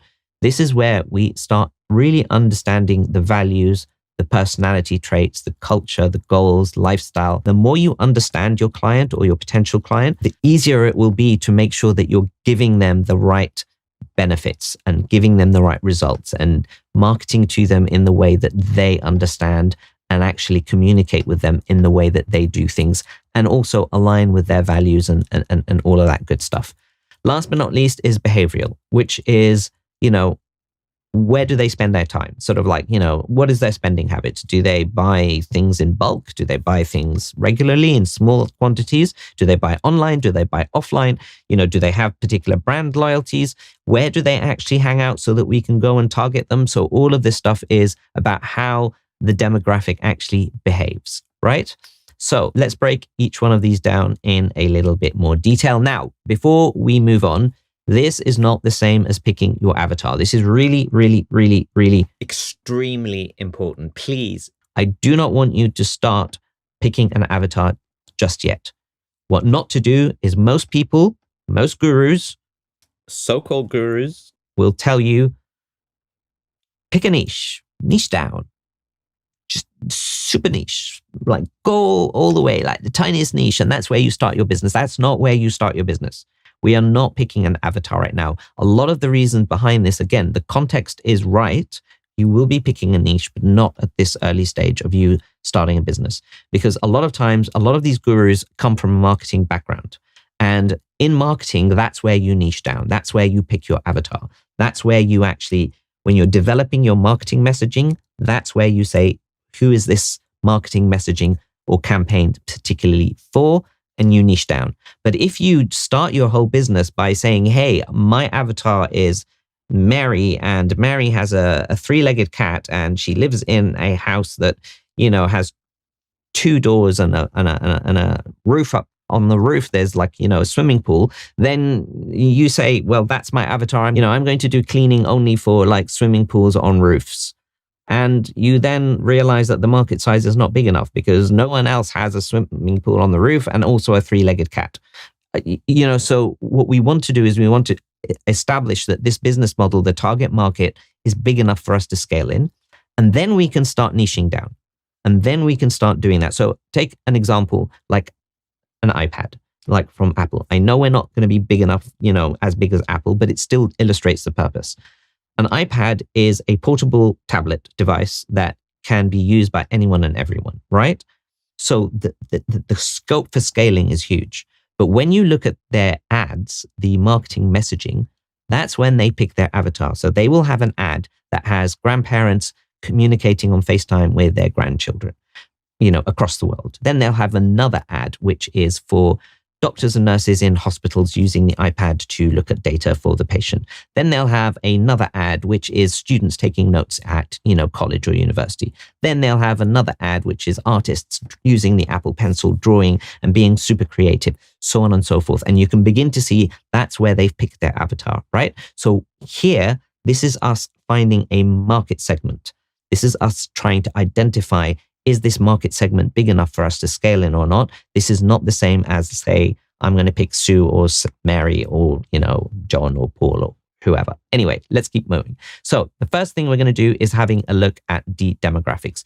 You can find demographic data on a lot of these websites, as well as the sort of sources that you can have a look at, because you can then begin to see how big is this demographic. So if you say people from the age of 25 to 45 and, they are earning a minimum family salary of at least $60,000, you can then find out how big that market size is, and you can begin to identify that. Similarly, for geographic data, what you want to be able to do is you want to be able to try and understand where you're going to be targeting this thing. So why do you need to do all of this at this stage? Well, let's take another big company example, which is McDonald's. So McDonald's adapts its menus based on the country it's in. So, in India, for example, they will have something called a Maharaja Mac. and they will have a Makalu tikka, which is like a potato-based burger because of a lot of people that are vegan there, and that's their taste. Whereas in Japan, they'll have a teriyaki burger. And hey, I want these stuff. We don't have to travel to all of these countries. McDonald's, please give us this stuff in like all the restaurants. But anyway, back to my point. The point is that every different demographic or geographic location will have its own tastes and will have its own culture and will have its own needs and desires and the way they do things. And being able to understand the culture, the habits of the people, you know, where you are logistically as well, is really going to be important for you. And also understanding within that region that you're targeting, how big is that market? And we'll talk about market size as we move down later in this module. So back to the next one, which is the psychographic. And this is really, psychographic data is about their interests, right? So this is beyond just the basics. This is, I want you to dive deep into their lifestyle, their values, their interests, you know, their attitudes. All of this stuff is really important for you to be able to understand the potential target sort of customer or like lead that you're targeting. And this will also be able to help you uncover their needs and their desires and their problems and their pain points. And this was one of the first things that I did when I started CEO Entrepreneur, for example. I just had a huge list of like, you know, this pain point, this is my market, this is my segment. I did not niche down on a particular business industry. I said all businesses, but I started saying starting businesses, businesses that are 6 figures, businesses that are 7 figures. What are their pain points? What keeps them up at night? So on and so forth. And you need to be able to really get into the mindset of your potential target market and really understand them. Like, you know, maybe even like try and pretend to be them for 24 hours or 48 hours and try and understand how they think, what they do. All of that stuff is really, really important. And here it kind of mentions, you know, it's unlike the demographics, which is external characteristics, psychographics is really the deeper insights from your customer's sort of world, if you will. So here are a few things that you could be looking at for psychographic data. Personality traits. Are your customers risk takers or cautious planners? Values. What values, principles, opinions do they have? You know, what is their stance on particular industry or societal issues? Because sometimes on your marketing messaging, you can side with them or side like against a certain thing if you believe in that as well. Don't go against your own values, but if they align and you are saying we stand for this, then you stand for that, and you will find people in that segment that will then identify with you and be able to say, raise their hands and say, hey, we want to be a part of what you're doing and your mission and vision and all of that good stuff. So interests, what hobbies, lifestyle, so on and so forth. These are the kind of things that you can have a look at for psychographic data. So here's an example for you here, for you to be able to have a look at. I'm not going to go into it in great detail. You can pause the video and be able to read it and see an example of what that looks like. And you can find this information through surveys, questionnaires. You know, you can actually go and directly ask them. You can look at social media analytics to see, you know, the types of comments, the shares, the engagement that they have, the different characteristics. What time are they on, you know, during the day? What days of the week are they on? Social media, you know, if you've got any customer feedback, if you've already got a business, have a look at customer feedback in terms of what they say and how they give you sort of constructive and maybe sometimes not so constructive criticism. So all of this stuff is going to add that information for you to be able to really understand the psychographic data for your target market. Last but not least is behavioral. Now, behavioral is really their purchasing habits and habits in general in terms of how they do things. So, you know, what and when and how often do they buy? Do they do these like things, you know, usage patterns? Things like, you know, do they regularly log on to social media first thing in the morning, or do they regularly subscribe to a magazine, or do, you know, where do they hang out? Are they like in restaurants, or do they go to the theater, or do they hang out on Facebook, or is it Instagram, or is it TikTok, or is it YouTube? All of these things is going to be important, and this will help you not only understand them now, but it will help you down the line in terms of when you begin marketing to understand exactly where they are and how to engage with them and how to build that customer loyalty as well with them. So here are some other places where you can look at and try and understand. This is not where do they hang out. This is for you to find out where do your target market hangout. So you can go to Reddit and see what your target market is complaining about and asking questions and they will say, where is a group to do this, and relevant forums. All of that is going to be very useful for you, and you need to identify which one of these sources are going to be most suited for your particular target market. So let's have a look at an example. Let's take a look at Jill here. Jill here has a low-cost retail store, and she has two pain points: poor checkout process, and the different employees have, like, they don't have uniforms. They just wear whatever they want, and they come in and it doesn't look very professional. And sometimes people have spoken a little bit about that. So she's now sitting down, and you are, as a business owner, looking at her two different pain points, and you're trying to decide, which one do I solve for Jill? Well, when you look at low-cost retail, from a poor checkout process, it results in longer wait times, decreased staff productivity, and increased labor costs, because obviously you have to pay your staff for longer because it's just a poor checkout process. Whereas with different employee uniforms, it's really not a core necessity. It's subject to preference, and it's very limited financial impact, because low-cost shoppers are not really bothered about an experience. They're not really bothered about high quality and like super high value. They want to go in and out and buy things at the cheapest possible price point. And this, when you start looking at the psychographic data for this, that's exactly what you'll see.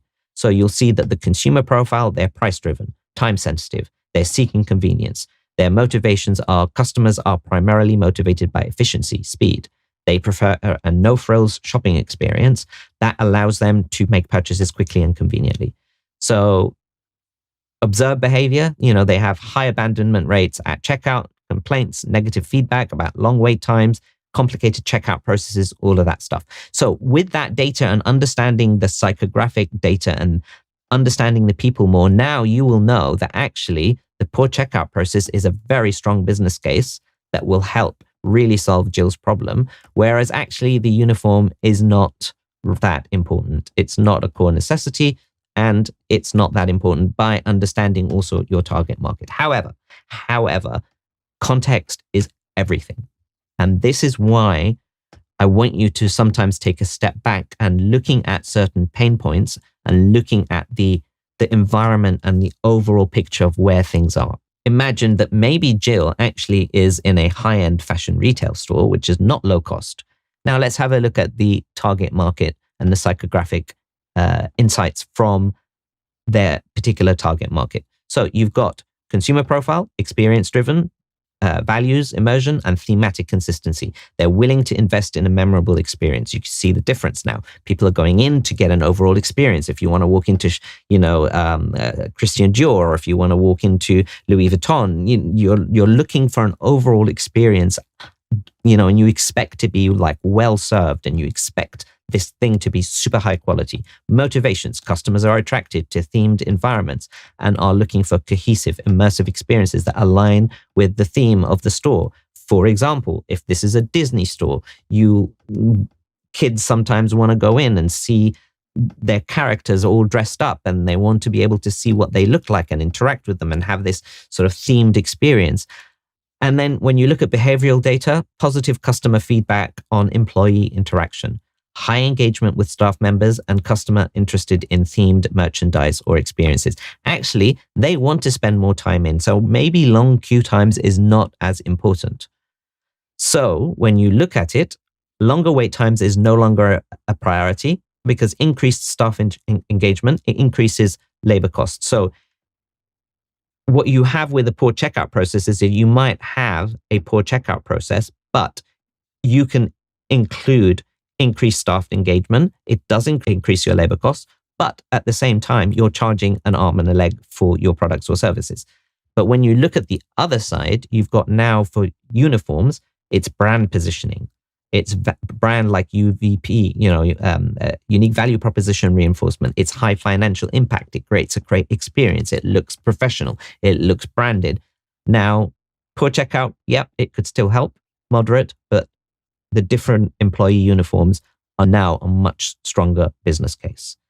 So that's why I say context is everything, because here we've got 2 pain points in a retail store, but based on the different type of retail store and the market segment and their psychographic data and behavioral data, you will come to completely different conclusions on which problem that you want to be solving. Hope that makes sense. Right, let's move on to the next one, which is engage with your potential market. Now, when you are trying to identify pain points, you should really try and go out and speak to people, right? Or like whether this is via text or email or surveys or just going out and speaking to people in person, really understanding their pain points is going to come by you interacting and engaging with your audience. So things you can do: subscribe to industry publications that are in the area or in the industry that you are looking to have a business in.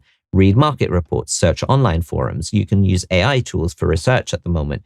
You can attend conferences and trade shows. One of the first things I do, that whenever I start a new business, I look for all of the conferences and trade shows in that particular industry, and I go and attend them because I want to see what people are asking questions about, what people are complaining about, what's the latest state of the art, but also what are problems that people have raised and said, oh, we have a problem in this. How do you solve this? How do you solve that? And it's a good way for you to be able to start getting some ideas. Now, your task is you should try and conduct at least 5 interviews, focusing or understanding their pain points and needs, right? So try and find 5 people, online, offline, up to you, but you really want to start making sure that you are having these interviews and beginning to asking them questions about their pain points, about their struggles, so on and so forth, and really beginning to understand. Now, this step here is about digging deeper to uncover the real problems, the root causes, and the benefits to solving them. I want you to peel the layers, right? I don't want you to just say, okay, this is a problem up here. We want to be able to peel the layers and say, what's the root cause problem here? Okay, why is that a problem? And then you keep going. Why is that a problem? Until you can't get into any more whys because you've found the root cause problem. That might become the pain point that you're looking for. So look through social media, threads, discussions to find out issues that people are talking about, how solving them would benefit them as well. So you should end up at this stage, by the end of this step here, with a collection of potential pain points that keep coming up everywhere you look, whether you look on forums or threads or on online, offline surveys, interviews. A lot of these times you'll see these pain points consistently coming up. So it's not an isolated issue where one person says, well, I don't like it, but actually everyone else does, right? So we want to make sure that we are making sure that this problem is real and it's actually a shared problem in this market segment. Don't worry about the format right just now. Just write them down and make sure that you've got this collection. So now you don't need to do all of these tasks here. I'm going to give you a list of options. Each step you need to do, right? So we've got 10 steps in identifying the problem. Each of these steps you need to do. Within each step, we've got multiple tasks. You don't need to do all of the tasks within each of these steps. So here I've said, conduct an interview, look at online forums and threads, or, do a survey and distribute it. And this time try and focus on digging deeper. Try and figure out what makes sense for you until you really have found out that you will now, okay, I've uncovered this problem now. I really know how it is. So almost become a detective and just say, right, once you've uncovered that problem, then you can go back and ask again and say, is this really the problem or is there something else under that? So you're almost validating, and we'll talk about validating the problem later on. But at this stage, you can have a selection of these tasks, right? So that's step 2, which was engaging with your potential market. Step 3 is unearthing problems and challenging assumptions. So in this step, identified a few pain points. But is this actually a problem? And is this really the right assumptions that we're making about this problem? And I'll give you an example. I'll show you in a second. It's the same pain point, but actually it could be multiple different things based on assumptions. And then also we want to begin to decide which one to go for, because by now you should have a list of pain points, not just one, hopefully, if you've done the last step correctly. So for a point to make business sense, it needs to have valid underlying assumptions, a target market that makes financial sense, and to make a good business case. Let's have a look at valid underlying assumptions. So are you making the right assumptions and to really identify the problem? So let's have a look at an example here. A common customer complaint could be, Home coffee machines make bad coffee. They're not as good as the ones you get in Starbucks or retail. Actually, probably better. But anyway, let's not talk about Starbucks. But they're not as good as professional barista coffee machines. Let's keep it that way. Okay, so home coffee machines make bad coffee. That's your pain point, right? Okay, so what does that actually mean? Some assumptions could be the taste and quality of coffee machines, they don't match professionally brewed coffee, right? Because they just don't match. They're inferior in taste. Most coffee machines lack the precision to control pressure, temperature, and brewing time, and leads to a less than ideal cup. So the pressure is not as good as professional machines. Basic or inexpensive ones lack the identified features necessary to produce high quality coffee. Coffee machines produce a result similar to instant coffee, and they're perceived as lower quality. So all of these are a list of assumptions that we can kind of make based on what the customer's pain point has said, because the customer is not going to sit there and say to you, the pressure is not right, it's not the same. They're just going to say to you, the coffee machine tastes bad. And you're going to go there and say, okay, maybe it's because the pressure is not the same. Maybe it's because they don't have the same features. Maybe it's because this and this and this. What is it that I'm going to actually try and fix here? Do I make a better coffee machine? Maybe it's all of this. But hang on a minute. The same complaint could have a completely different set of assumptions.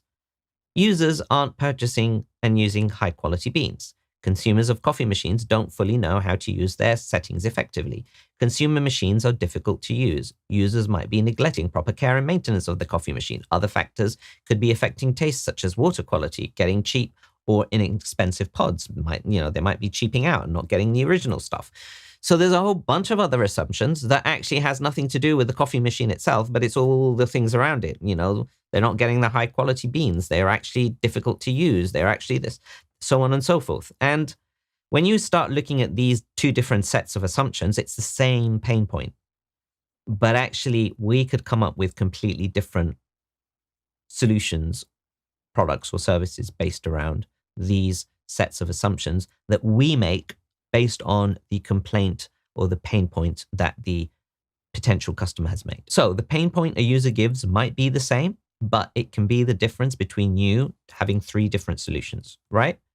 Manufacturing an amazing new coffee machine that focuses on coffee brewing. Manufacturing an amazing coffee machine that focuses on ease of use. Because if it was difficult to use, we make it easy to use, but actually it has nothing to do with the pressure. It has nothing to do with brewing the coffee.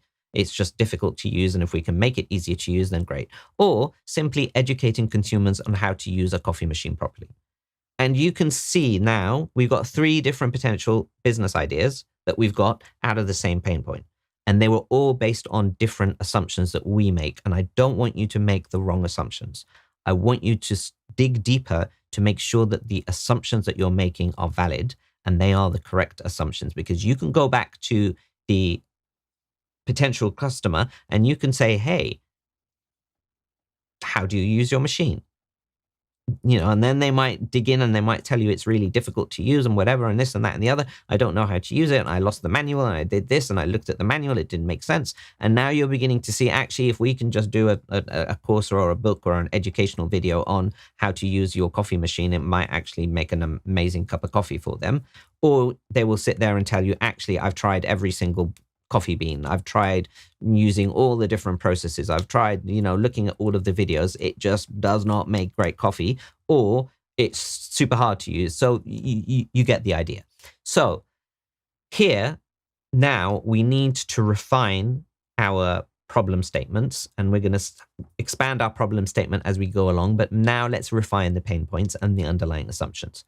The first one, which would be resulting in a new coffee machine that focuses on coffee brewing, is consumer coffee machines do not have the technical capabilities of professional coffee machines. They make inferior coffee that people at home do not like. The second one, which is based on making an easy to use coffee machine, is consumer coffee machines are difficult to operate, which makes it hard for consumers to make great tasting coffee. The third one, which is on how to educate consumers on how to make coffee, users do not know how to take full advantage of existing consumer coffee machines because they lack the knowledge necessary to make a great tasting cup of coffee. So what I want you to do is I want you to take the pain point and expand it out into a real pain point that customers need that has the right underlying assumptions, right? So this is a big difference, right? And this is why sometimes we jump to conclusions, we go and create these business ideas, and then we find out that people don't actually want to buy that thing. Remember, the second reason businesses fail is because there was no need for that product or service. So you might be sitting here telling me, yeah, but I'm not going to fall for that trick. I'm going to know exactly what they do. The second reason most businesses fail is because they don't have the right product or service, because they jumped straight away and they miss out all of these steps. So please don't miss out all of these steps. Right. So what I want you to do is I want you to test and adjust the different assumptions until you find one or more multiple pressing pain points backed with reliable data. And that's what I want you to please do. Now, as you're going through this course, what I've suggested before is just maybe listen to this on 2x speed the first time around, and then hopefully you've saved it in your watch later section under YouTube, but you can then keep coming back to each of these sections, going away, doing that task, coming back and doing the next section, going away, coming again, and like moving forward as you're doing these things step by step. So hopefully that's how you're going to doing it, and that's how we're structuring it, hopefully for you, so that you can disseminate it and use it in the right way. Okay, so your task is to write down any assumptions you've made so far, critically analyze them based on evidence or speculations you've gathered, and then you create a list of potential problems, ensuring they align with the actual needs and frustrations of the target market. That was step number 3. Let's have a look at 4, which is validating the problem. And basically, this is really you going back and asking people to confirm that that's a problem. So you've now come up with the problem, you've identified it, you've made the right, hopefully valid assumptions. You just go back through a survey or an interview, or just go back to the people and say, hey, this is how I understand the problem. Is this right or wrong? And hopefully they will say yes to you. So you can choose a few individuals or you do a survey. It doesn't matter which one. And that's a very, very quick step. But it's really about you just going back and saying, hey, is this thing that I think is wrong actually the thing that is wrong? And hopefully by now you'll get a yes. If no, then you go back to the drawing board until this section is yes and your problem is validated. Next one is addressing significance and alignment. And remember, we need to solve a serious pain that keeps them up at night. Ideally, your business, product, or service should be a painkiller, not a vitamin or vitamin if you're in the US. So what does that mean? So a vitamin is a nice to have. It maybe works. There's evidence to say it works. It's a luxury. If we start running out of money, then maybe I don't want to buy vitamins. Or vitamin. But you know what I mean. A painkiller is like, I have a headache. I need to kill this pain and I need to get rid of it. Otherwise I can't function all day. And I will go and make sure I buy that thing no matter what. You might say to me, Tamer, but not everything is going to be a vitamin, because vitamins are actually a multi-billion-dollar industry as well. And vitamins do well. And the industries that tell, yes. But the way they do it as well is that they change their vitamin into a painkiller. So they will target specific market segments that know that vitamins are super important for them. So they will say to like people like, hey, pregnant women, these vitamins will make your baby amazing. Otherwise, you know, it might not be a healthy baby. Painkiller. Vitamin, but you converted it to a painkiller. Hey, super healthy people, vitamins are going to help you do this and this and this and this. Otherwise, you're not going to be super healthy in your goals and dreams and aspirations. Vitamin into a painkiller. So it's not necessarily you saying that it has to be a painkiller and vitamins, that's a bad business model. No, vitamins will still make good business, but we need to find the right market segment and understand who that segment is that will convert that vitamin into a painkiller that really is a problem that keeps them up at night. Even if it's like, you know, entertainment, a movie. You'll have a movie that you must absolutely go and see. Otherwise, you're missing out, you know. So I'm not going to name any movies here because I don't want to date this thing. But there are some movies that are recently in the cinema. If you have not watched it, where have you been? I mean, come on. And it's done in a way where it's made that you cannot miss out on this thing.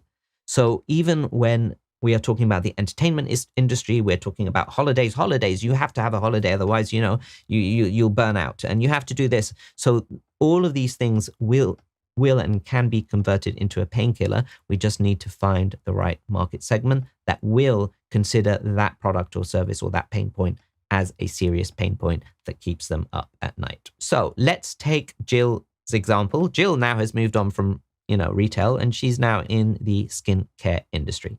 So she has two problems: reduce or eliminate acne, or moisture dry skin, right? So notice here, the problem didn't say acne cream or moisturizing cream, and we'll get to that when we go to solution at some point. You'll see the difference why. But for now, we'll say that, potential markets might want to reduce or eliminate acne or moisturize their dry skin. Okay, so who is the target market? And again, it's going to differ, right? Based on who the target market is. Now, let's have a look at skincare for 16 to 21-year-old females. Now, for them, reducing or eliminating acne is a strong business case. It's very visible. It affects confidence. It's hard to solve, right? And moisturizing dry skin is a weak business case. It's not a major issue. It's a nice to have. It's not specific, no pressing need. So if you are looking at targeting moisturizing dry skin cream or whatever the product or solution is to 16 to 21-year-old females, it's not going, that's a vitamin for them. That's not going to work. However, eliminating or reducing acne is something which is a painkiller. And this is something that they need. And that's a strong case in that scenario. Now, context is everything. Let's have a look for skincare for 35 to 45-year-old females. No longer a major issue is acne. It's no longer a major issue. Whereas actually now with moisturizing dry skin, helps with dry skin, helps with initial signs of like aging. It affects confidence. It is a pressing need with education. And now this becomes a strong business case because, moisturizing your dry skin, it will help with aging, or, it's anti-aging. It's all of that. It keeps you fresh. It keeps you confident. It keeps you all of this stuff. With education, it becomes now a painkiller. And that's why when I say to you, identifying target markets and going the extra mile here, we can then have the right product market fit or the right service market fit. Exactly what you're trying to do for the people that you're targeting. They will come knocking on your door if you've got that right fit. Because let's say it again, second reason for why most businesses fail is that there was no need for that product or service, or it was the wrong market fit. So it is an iterative process for you going through, and you still being here and watching this now. Most people, hopefully not, because I want to change the stats, but most people would have clicked off by now. And if you're still here and you are actually going through this process, your chances for success are going to be so much better, because not everyone goes through this process. They don't have the patience, they don't have the will, they don't have anything. And then they end up saying, why can't I find clients? I need more clients. I can't sell my thing. Nobody's buying my thing. And then, and this is why. It's because they haven't done the work and they haven't done the fundamentals of really making sure that you're building the right product or service for the right customer at the right time, in the right place, all of that good stuff. Right. So your task is determine, confirm whether or not your identified problem is a painkiller or vitamin. Now, think about how you can change it to become a painkiller if it is actually a vitamin for your target market segment, or potentially changing the market segment. Play around with it. It's an iterative process until you find out the best fit for yourself and for your industry and for your potential market. Make sure that you're solving a real problem. Now, remember this figure here from Mindset. And I said that we're going to come back to it. What you want to be able to do as well is you want to now start, if you've got multiple pain points that you've got down, this is where you refer back to this and you say, right, which one of these pain points can be in my UVP, can be in the place where I do well, the customers really want it, and the competitors don't do it well. And it's obvious for me, but it doesn't seem like it's obvious for other people, right?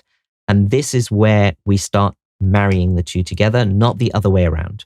So you see how we flipped it. So when people say, hey, find your passion, find what you're good at doing, all of that's great, but it has to be done in the right order and it has to be done in the right way.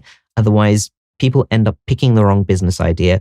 And unfortunately, it just doesn't work. And they end up having to shut down in a year, 2, 3, or less. So, Pax, you're still here? Good sign. Let's keep going. Right. So try to align your pain points with your UVP. And that's step number 5. We're going through these quite quickly. Hopefully step 6, I think is the last long one. And then after that, they're going to be quite quick after that. So let's go through them. Detail direct and indirect benefits. Now, look at the problem that you're solving. What direct and indirect benefits does solving this problem provide? What do I mean by that? Well, imagine that you're exploring the following problem: lack of collaboration and efficiency in remote teams, right? The direct and indirect benefits to these problems should be solution neutral. We're not coming up with a product or service yet. We're still identifying the problems. But the idea here is really beginning to understand that if I solve this problem, does it have benefit to the customer? Would it be sufficient results that are beneficial to them that they will want to buy? And this is going to help you with your marketing down the line as well. But we really want to begin to understand these benefits without coming up with a solution yet. We're going to talk about solution later on, but this is important because I don't want you to also jump to conclusions. I don't want you to jump to these things. Now, let's have a look at direct benefits for lack of collaboration and efficiency in remote teams. Potential solutions should result in these things: increased productivity, complete projects faster, improved collaboration, centralized communication, all of that good stuff. Those are direct benefits. So when you solve it, these are the direct benefits that will happen because of you solving this problem. The indirect benefits are, higher employee satisfaction, better work-life balance, lower employee turnover, cost savings, increased revenue. Because if you've now got teams that are more efficient and they're collaborating more, they're going to be happy, they're going to be more productive, and hopefully we'll be able to do more projects in a shorter space of time. So we will have lower costs, increased revenue, all of that good stuff. So looking at the direct benefits and indirect benefits, you can then begin to see, is this something that people would actually pay money for if they are able to get those results? And this is the beauty here of doing it this way, is that you don't tie yourself down to a solution, because now you're looking at this pain point and you're looking at the benefits, and then your product or service is built around making sure that those benefits are addressed. You're working this way around, not the other way around, where a lot of people say, here's my business idea, here are the features, will you want to buy my features? And they don't really talk about the end results or the benefits or any of that. We'll talk more about this when we come to solution, right? If we've got another example here, lack of team cohesion and morale in remote teams, this will be the direct benefits. You can pause the screen if you want to. And these would be the indirect benefits as well. So another example, just to give you an idea. I'm not going to go through it for time, but you're more than welcome to pause and look at it to get some more ideas for yourself. Right, step 7, estimate market demand and potential. So what we want to be able to do here is, will solving these pain points be financially rewarding? You don't want to go and have a $10,000 product or service that's offered to unemployed people who don't have money because you're going to get them a job, right? It's just not going to work. And we need to be able to understand the purchasing power of the target market that we're doing, and whether or not the product or service that you're going to offer, is it going to be at a high price point, a low price point? Is it feasible to do it at a low price point if that's the way that you're heading? All of these things. So here is a sort of quadrant matrix, if you will, based on market size. The larger the market size on the vertical, and on the horizontal, we've got the purchasing power. So on the right, it's people that can super afford and pay tons of money, whereas on the left, it's small market size and low purchasing power. So to give you an example, you really don't want to be in that bottom left, where it's small market size and low purchasing power, because that means that you're going to have low volume and you're going to have low price points, and it's not going to be really good for you. So always try and avoid that section here. That's not really a great market to be in. It's useful to start for some form of experience. Like, for example, if you've got a food truck in a small rural area, that's not really going to make you a lot of money. You can have a food truck in a busy city where you've got tons of foot traffic. But if you have a food truck in a rural area, there's hardly anyone there, and you're only charging really small prices for what you're selling in terms of fast food. And you're going to be selling just a couple every day, and that's not really going to be great for you. So it's not the case of the food truck that's a bad idea. It's a food truck in a rural area. So you have to match the purchasing power with the market size and try and see whether or not these things fit with each other or not. So, for example, Walmart is right up there, which is large market size. They attract a lot of people and they attract it at sort of value and low cost, as well as IKEA. Apple is on the other side of the spectrum where it has a large market size and it has people who have high purchasing power, who will spend thousands to get into the ecosystem that they provide. Whereas small, on the bottom right, you've got things like art galleries where you've got small market size, but very high purchasing power. So things like SpaceX, pay $1 million to go to space or whatever. So the price point is high, but the volume is low, but it's justified by the price point that you can still make a lot of money in that particular business venture. Hope that makes sense. So you try and identify what your market segment will be and where you're going to be in that. Here are some tools you can look for validation and trying to understand things like Statista is very good at giving you like data in terms of like purchasing power, population size, all of these things, industry trends, all of that, as well as like Google Trends and other ones that you see up here. You don't have to use all of them. You can try and again and see where you can get the data for yourself. Now, as we're looking at market size, we need to start quantifying it somehow. Initially, you want to look at your total addressable market size, which is like TAM or TAM. So this is like dreaming super big. This is like if I had a huge party and I invited everyone in the world who could potentially come to my party and, no restrictions. So that becomes like who possibly could buy this thing or could benefit from buying this thing. Your serviceable available market or your SAM or SAM is a little bit more realistic. This is basically looking at, all right, who can I actually service? Is it going to be in my local region because I'm a local business? Is it going to be people that are just online? Is it going to be only English-speaking people? Is it going to be people who are over a certain salary as a family, or people who are like professionals, or people who are business owners? So, what is that serviceable sort of available market from the overall total market size? So in essence, if you're looking at that party metaphor, for example, okay, you've invited everyone, but who can realistically potentially come because they're in your local region? Or you've got your rich friend who's like on the other side of the world, but he can very much buy a flight, or he's got a private jet and he can come to it. So these are the different people, but most people on the other side of the world are not going to be able to turn up to my party. So that's where you begin to start looking at, okay, whilst everyone can join this party and I can send out an invitation, the serviceable market is not really the whole world. The serviceable obtainable market, which is like your SOM. Now, this is getting into specifics. This is like, okay, who can I really get? Who can I actually obtain from this huge market size? What kind of market share am I actually going to be able to get for myself?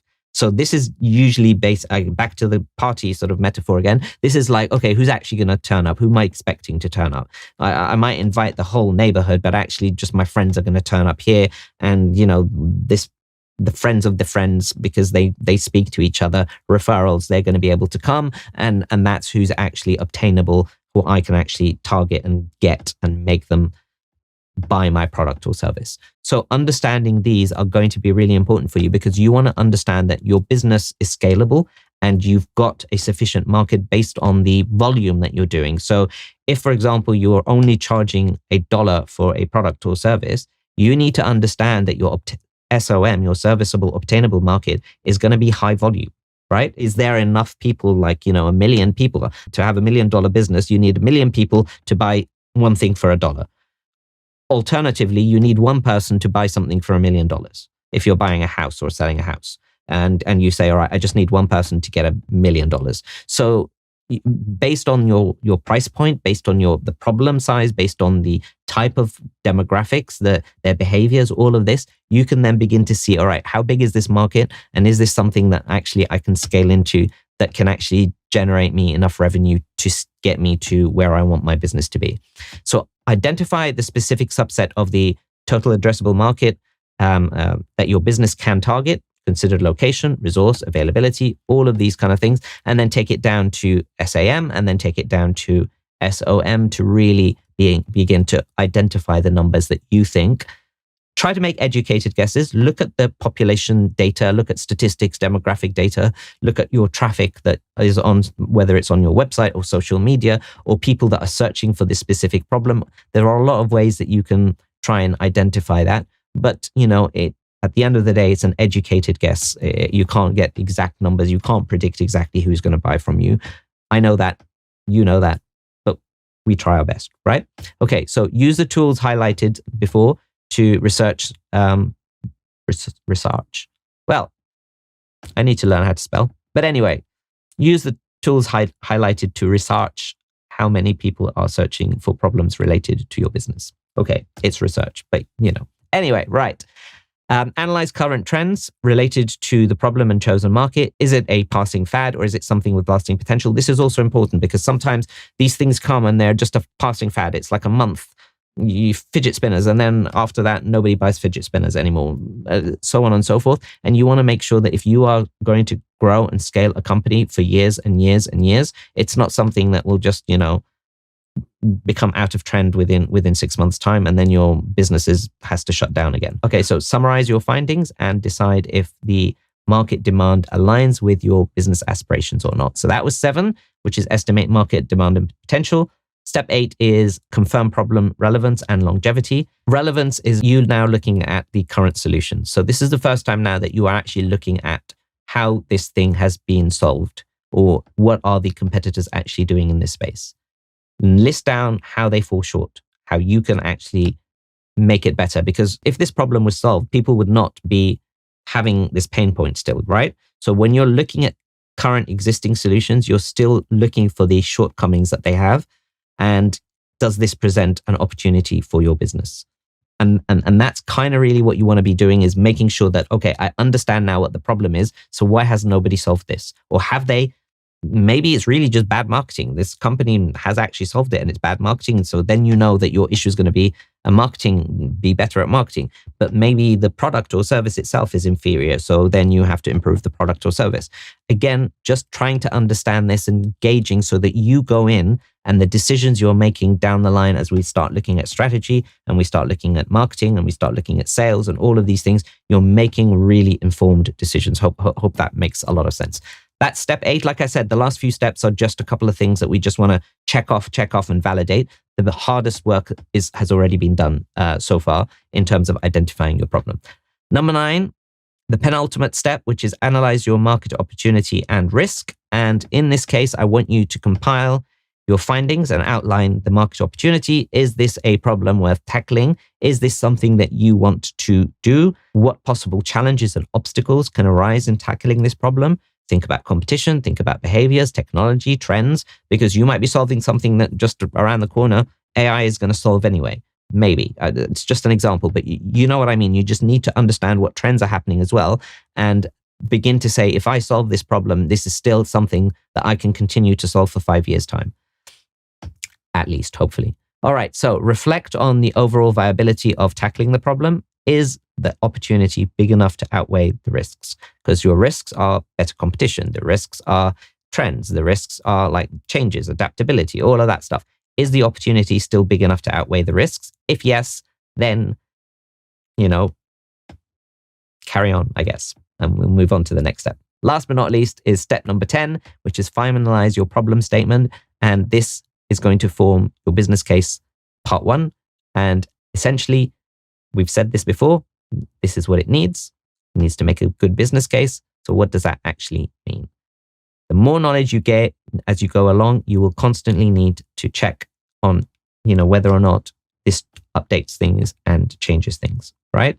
So you need to keep coming back and make sure that you know that this is going to make a business case. So if you find out a new piece of information, you go back and review it again and say, all right, does this still make a business case or not? And this is really you going back and having this iterative process is how you're going to gain and improve your business acumen. Because at the beginning, this is going to be hard. This is going to be a slog. This is going to be, oh my God, I have to do all of this stuff.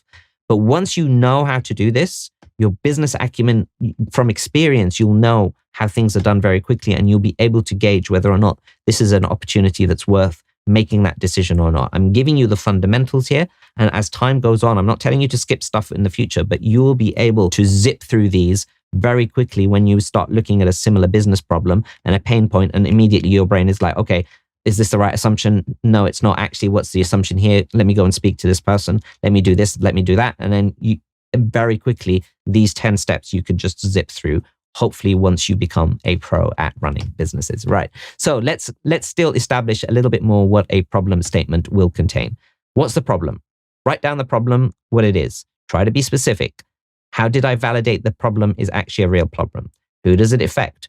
Write down who the problem affects, including demographics, psychographics, geography. We're now compiling and putting everything together. What is the market size? Can they afford to pay for solving this problem? What are the assumptions? List down any assumptions. How are you deciding the validity of these assumptions? What are their pain points? List them down. Are these pain points a vitamin or a painkiller? If it's like a vitamin, can you convert it into a painkiller somehow? How does it affect your target market and your target audience? Keep asking why until you've got to the root cause of your problem. What would the benefits be for solving this problem? List them down. Put the direct, indirect. Why is this important to solve? And have you jumped to any conclusions for a solution yet? This should be no. You do not want to have come up with any solutions at this stage, because when we get to solution, we've got another process to go through for us to make sure that we've got the best solution and the optimal solution for the business that you're hopefully trying to grow and scale into a multi-million-dollar business, right? So does this make business sense?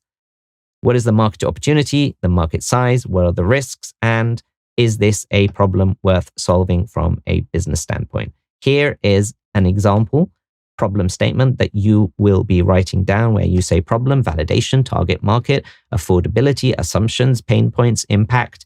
Is this a painkiller or a vitamin, direct and indirect benefits? And basically, this is a list of all of the work that you've done. And at the end of the day, you've got your first problem statement, and that formulates the first part of your business case study. We're going to do the second part of the business case study when we get to solution. But for now, this is part one of your business case study.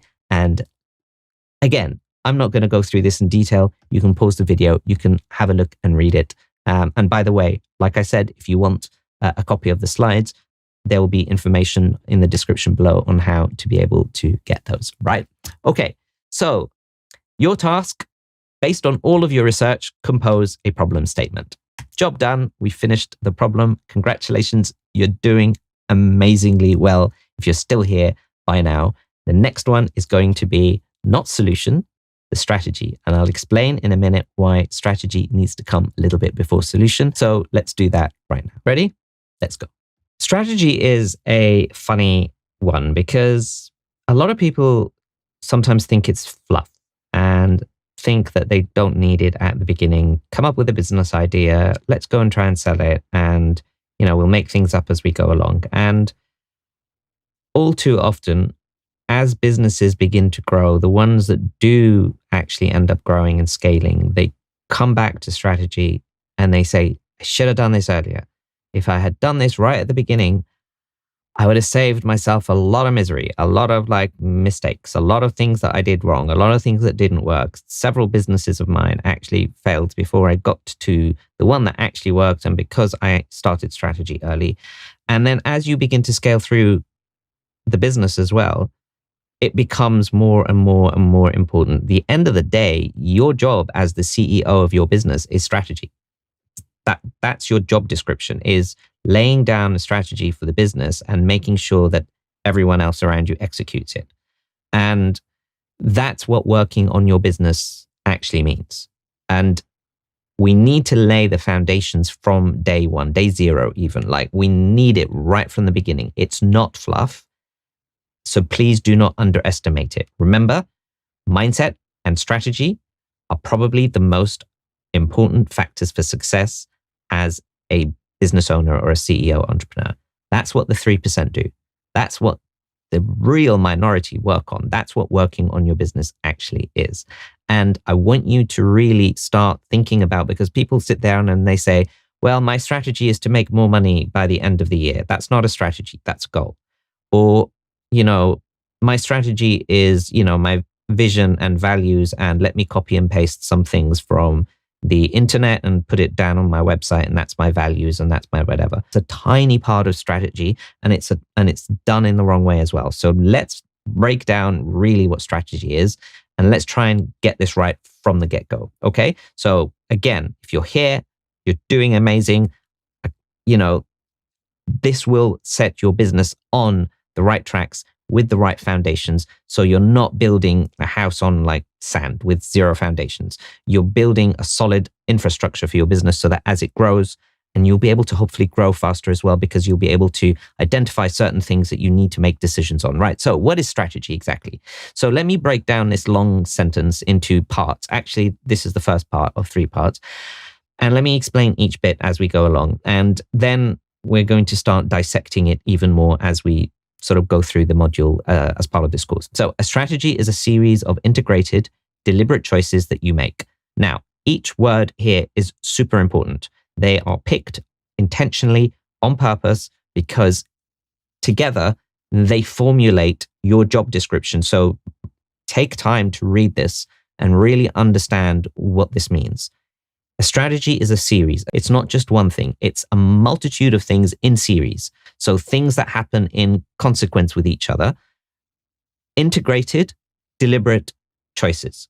So you're not making ad hoc decisions. They're all integrated. You're looking at the whole picture holistically, and you're making deliberate choices of what to do and what not to do. It's just as important to say no to things in strategy in your business. Because remember the 80-20 rule? 80% of your success comes from doing 20% of the things. So that means that the 80% is a waste of time. And if we try and identify what that 80% is at the beginning, we can get rid of a whole bunch of stuff. So it's a series of integrated, deliberate choices you make, designed. So you are intentionally mapping out your path.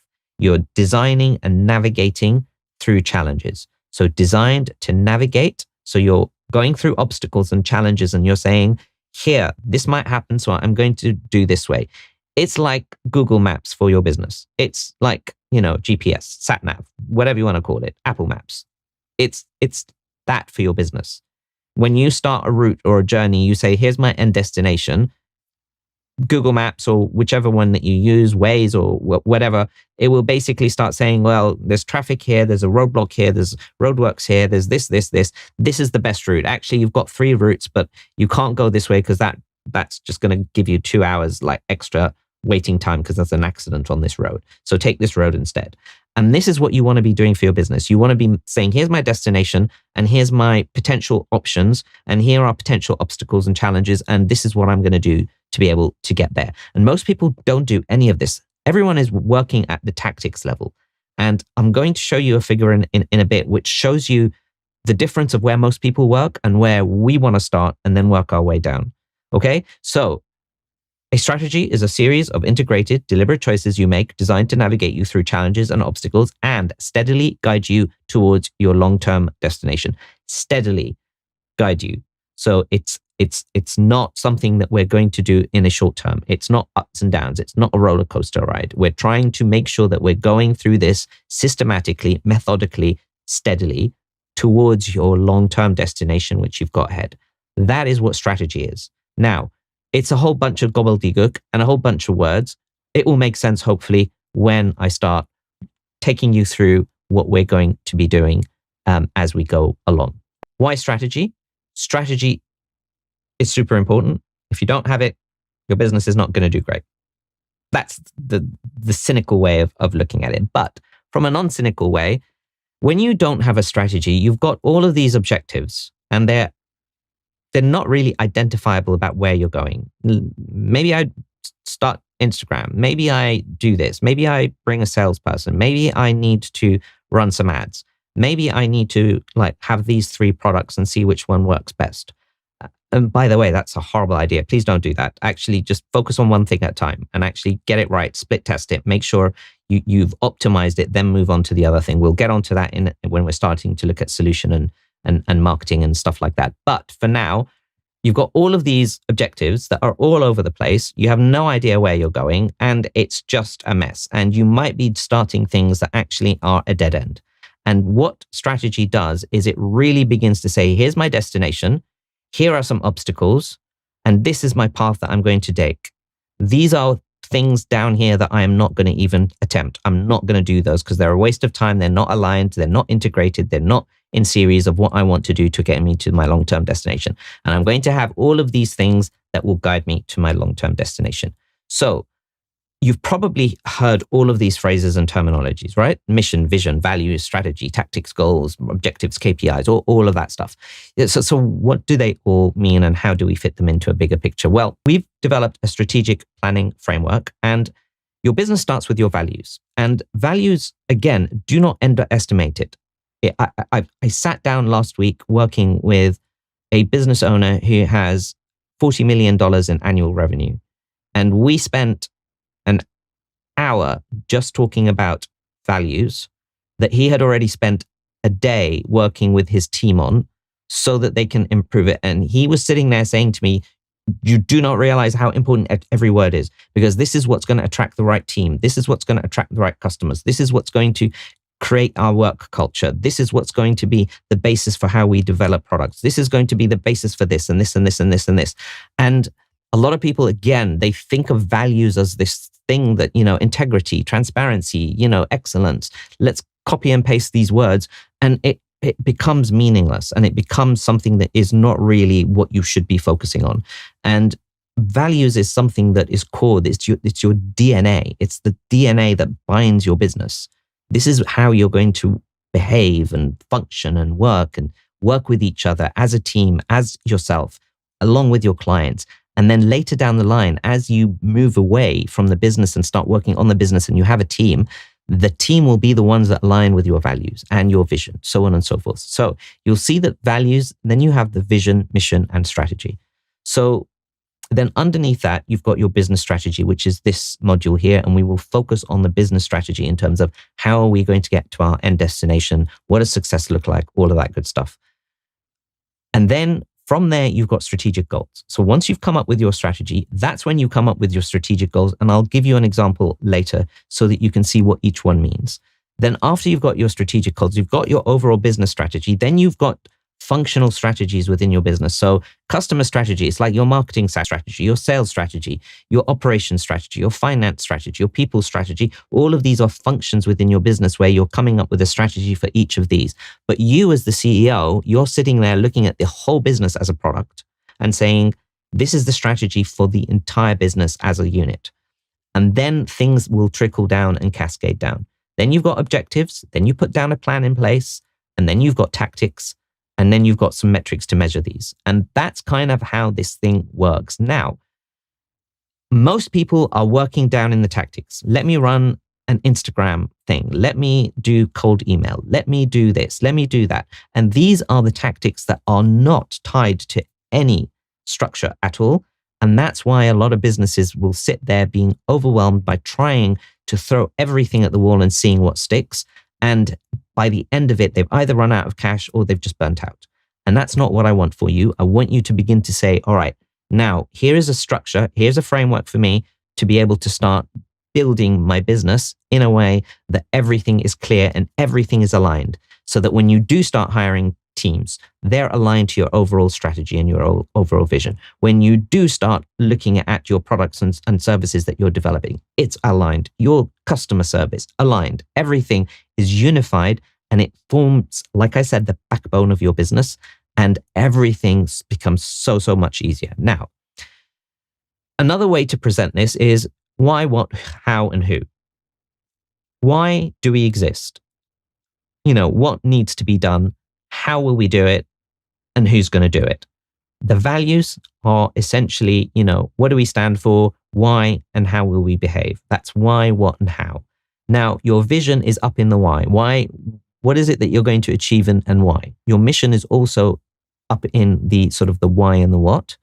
The strategy is like diagnosing the challenges. So when you look at vision is your compelling future, built around your why. So that's your vision. And we'll talk a little bit more as we start breaking them down. Your mission is why do we exist and what we do to realize our vision, right? Okay, strategy then comes up where you're diagnosing the challenges that you're going to have and proposing a coherent approach on how you're going to move forward. So the strategy that I'm talking about here isn't just your values, your vision, your mission. That's just a starting point. What we want to do is we want to start saying, okay, what are the challenges and what are the strategic approaches that we're going to take? Then you start putting down desired outcomes. Then you've got your objectives, which are measurable steps. Then you've got your tactics and initiatives, which are your coordinated plans. And then you've got your actions, which are your tasks. Most people are working in tactics, initiatives, and actions. And they're leaving all of that out, thinking it's a waste of time, but it really isn't. So this is our strategy playbook. It's something that we've developed in-house after years and years and years and years of running businesses and seeing how other businesses and helping other businesses. And we've been able to put it on a couple of pages. And by doing it this way, you can then not only come up with your own strategy for your business, but you will be able to also communicate that with your team, with other people that are internal that need to understand and align. So the first section in yellow here is vision. And vision really breaks down into a couple of things. What does success look like for me personally? Why is this destination important? What does ultimate success look like for the business? And why is this destination important? Now, when you look at vision is this compelling future. It's a compelling future. It's something that is when Microsoft started saying, a computer on every desk in every home, and it was just a compelling future, and it's everlasting. It doesn't have an end date, because a computer on every desk in every home, you are always going to have new homes and always have new desks. When you look at Disney at one point, it was make people happy. And you will always try and make people happy. So that's what you want to be looking at when you're looking at vision. And we started this course by us talking about our vision to inspire and empower each and every entrepreneur to build a business they desire so that they can live the life of their dreams. Now, when you're looking at that, it's to inspire and empower. We're not just about doing things for people. We're about inspiring them. We're about empowering them with the tools like we're doing here, and the skill sets for you to build the business that you need so that you can get the lifestyle you desire. Now, when we say each and every entrepreneur, that means that we understand that every entrepreneur is different. And what we need to do is we can't have a 3-step trademark process because it doesn't work for everyone. Every business owner is different. There's no two business owners alike, and every business is going to be different. So what we need to do is we need to have frameworks, and then some of our services are personalized experiences where we take them through at mass, but also it's still very personalized. So you can begin to see and then inspire and empower each and every entrepreneur, everlasting, hopefully compelling, and all of these things. And that's what I want you to look when you're looking at the ultimate success for your business. What is that? What is that compelling future that you really is going to make the people just wake up in the morning and say, I want to be part of this thing. I want to do this. This is your why, and this is what you would write down. So in those boxes there, you would write these down. The mission is, why do we exist? And, why is it important? So now we've said this is the ultimate success for the business, but why are we doing this? Why do we exist? Why is this important?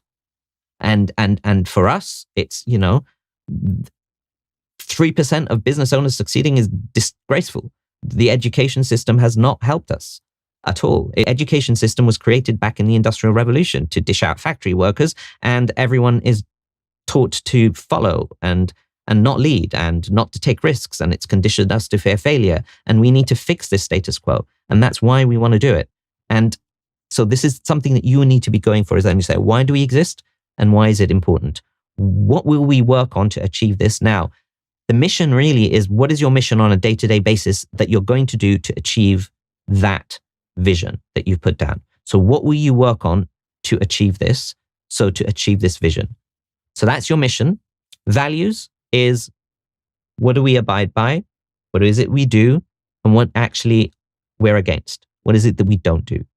And in here, don't just put down words like integrity and, all of that stuff. Just really have a think about it. This is going to define the DNA of your business. So for example, we have do the right thing as part of our values inside the business. Do the right thing. And then that translates into everything we do. If that means we need to be compassionate with our clients, we are. If that means that we don't cheat on this, we don't. If that means that we have to be ethical and moral, we are. If it means we need to go the extra mile to get a result, we do, because we're doing the right thing. And so on and so forth. And now I'm not going to list everything that we have for you, but I want you to begin to understand that it's not just about a word of integrity. Nobody actually can. How do you make that practical? How do you make that tangible? So these are the kind of things that you're going to say that we do, and also the things that you're not going to do. That's the values section. Now let's move on to the customers and target market. So how are we going to do this? Where are we going to play? Which demographic, which target market, what industry, who are we going to target? So where are we going to play, which is like which region and an industry? Who are we going to target? The demographics, the psychographics, the behavior of the people, so on and so forth. And how are we going to help them? You also want to look at positioning. So positioning is, how will we stand out? How are we going to differentiate ourselves from what other people are doing? Right? So when you look at CEO entrepreneur, we believe in giving as much value upfront as possible. We believe in substance rather than just superficial stuff. We believe in strategy that actually forms the backbone of how you're going to run and grow your business so that you can have that CEO mindset. So these are things that will make you stand out. Whereas other people, we say, well, they're focusing on tactics. They're doing this. So these are the kind of things that I want you to start thinking about for your business. And apologies if I'm just using our business as an example, but I just wanted to demonstrate to you that this is stuff that we practice. This is not theoretical stuff. This is not stuff that you will sit there and we just say, here, let's do it for the fun of it. We do this and we practice it on a day by day basis. Every product, every service, we need to look through that it's personalized. It's for each and every entrepreneur. It's excellent. It's this. It has substance. It's this. It's this. It's this. And I want you hopefully to do the same for your business. So how can we make it difficult for our competitors to copy? You don't have to have something that's super unique. It can just be tweaks here or there. It could be in your brand. It could be in innovating a process. It could be in solving a particular problem or a pain point that wasn't solved in that similar type of solution. So have a think about it, and you should have done this a little bit when you started looking at your problem. The next one is your strategic challenges and approaches. Now, what challenges do we have to overcome? So now you're looking at this destination, you've looked at the pain point, you've looked at all of these things. We haven't done a solution yet. And we need to do this before we go on to solution, because as we're developing products and services, your strategy is overarching. It's not like, let's build my solution and then let's put a strategy that sort of bolts on to what we've already built. Everything that you do inside your business needs to be formulated around your strategy. And that's why we're looking at these things now from a solution neutral perspective, because down the line, you're going to be introducing new products and services, but your strategy is going to be the same. Might need tweaking every now and then. I would suggest you have a review of it, minor review every year, but every 3 years you have a solid review and you just say, do we need to have a rethink on this? But your products and services can be changing month to month if that's the type of industry that you're in.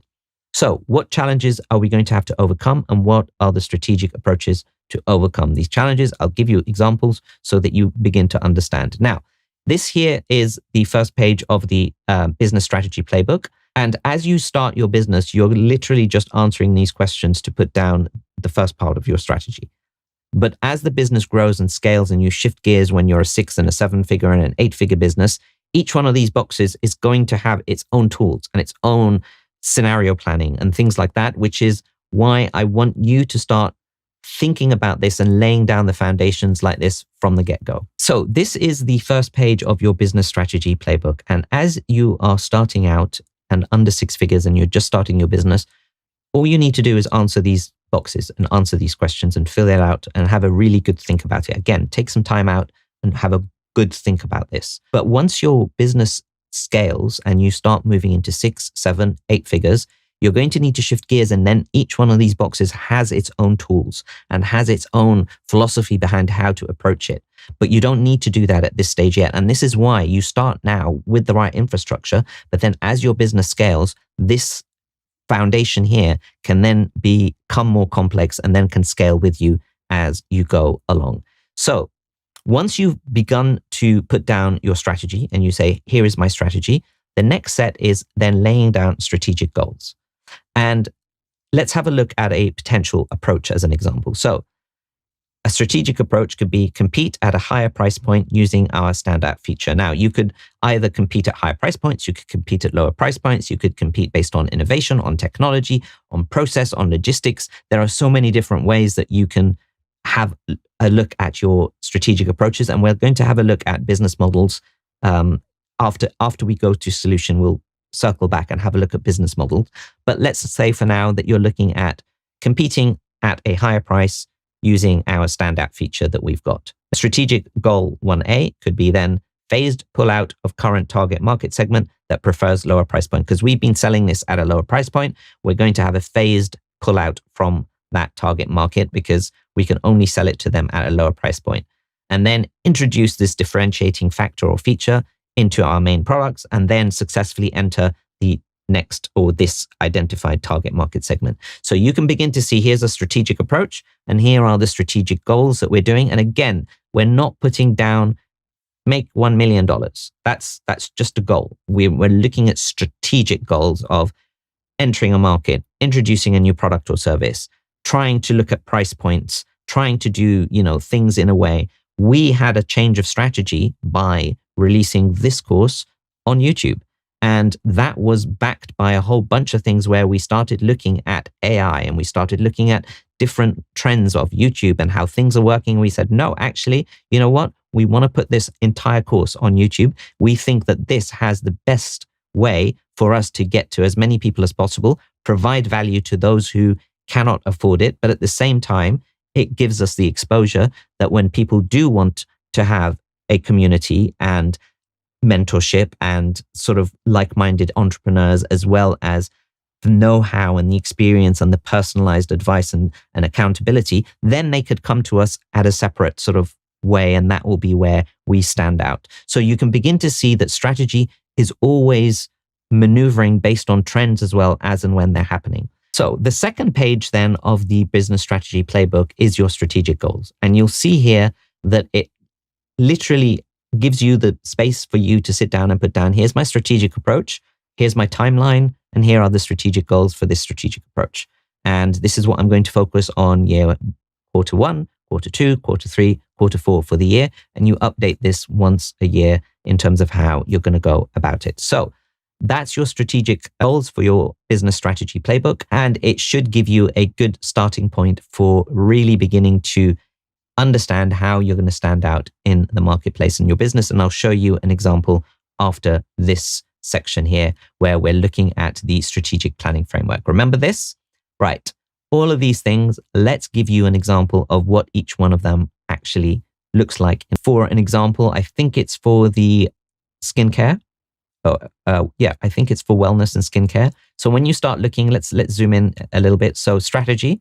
So the strategy of the business is to lead in innovative wellness solutions for 16 to 25-year-old females through technology, community engagement, and personalized content.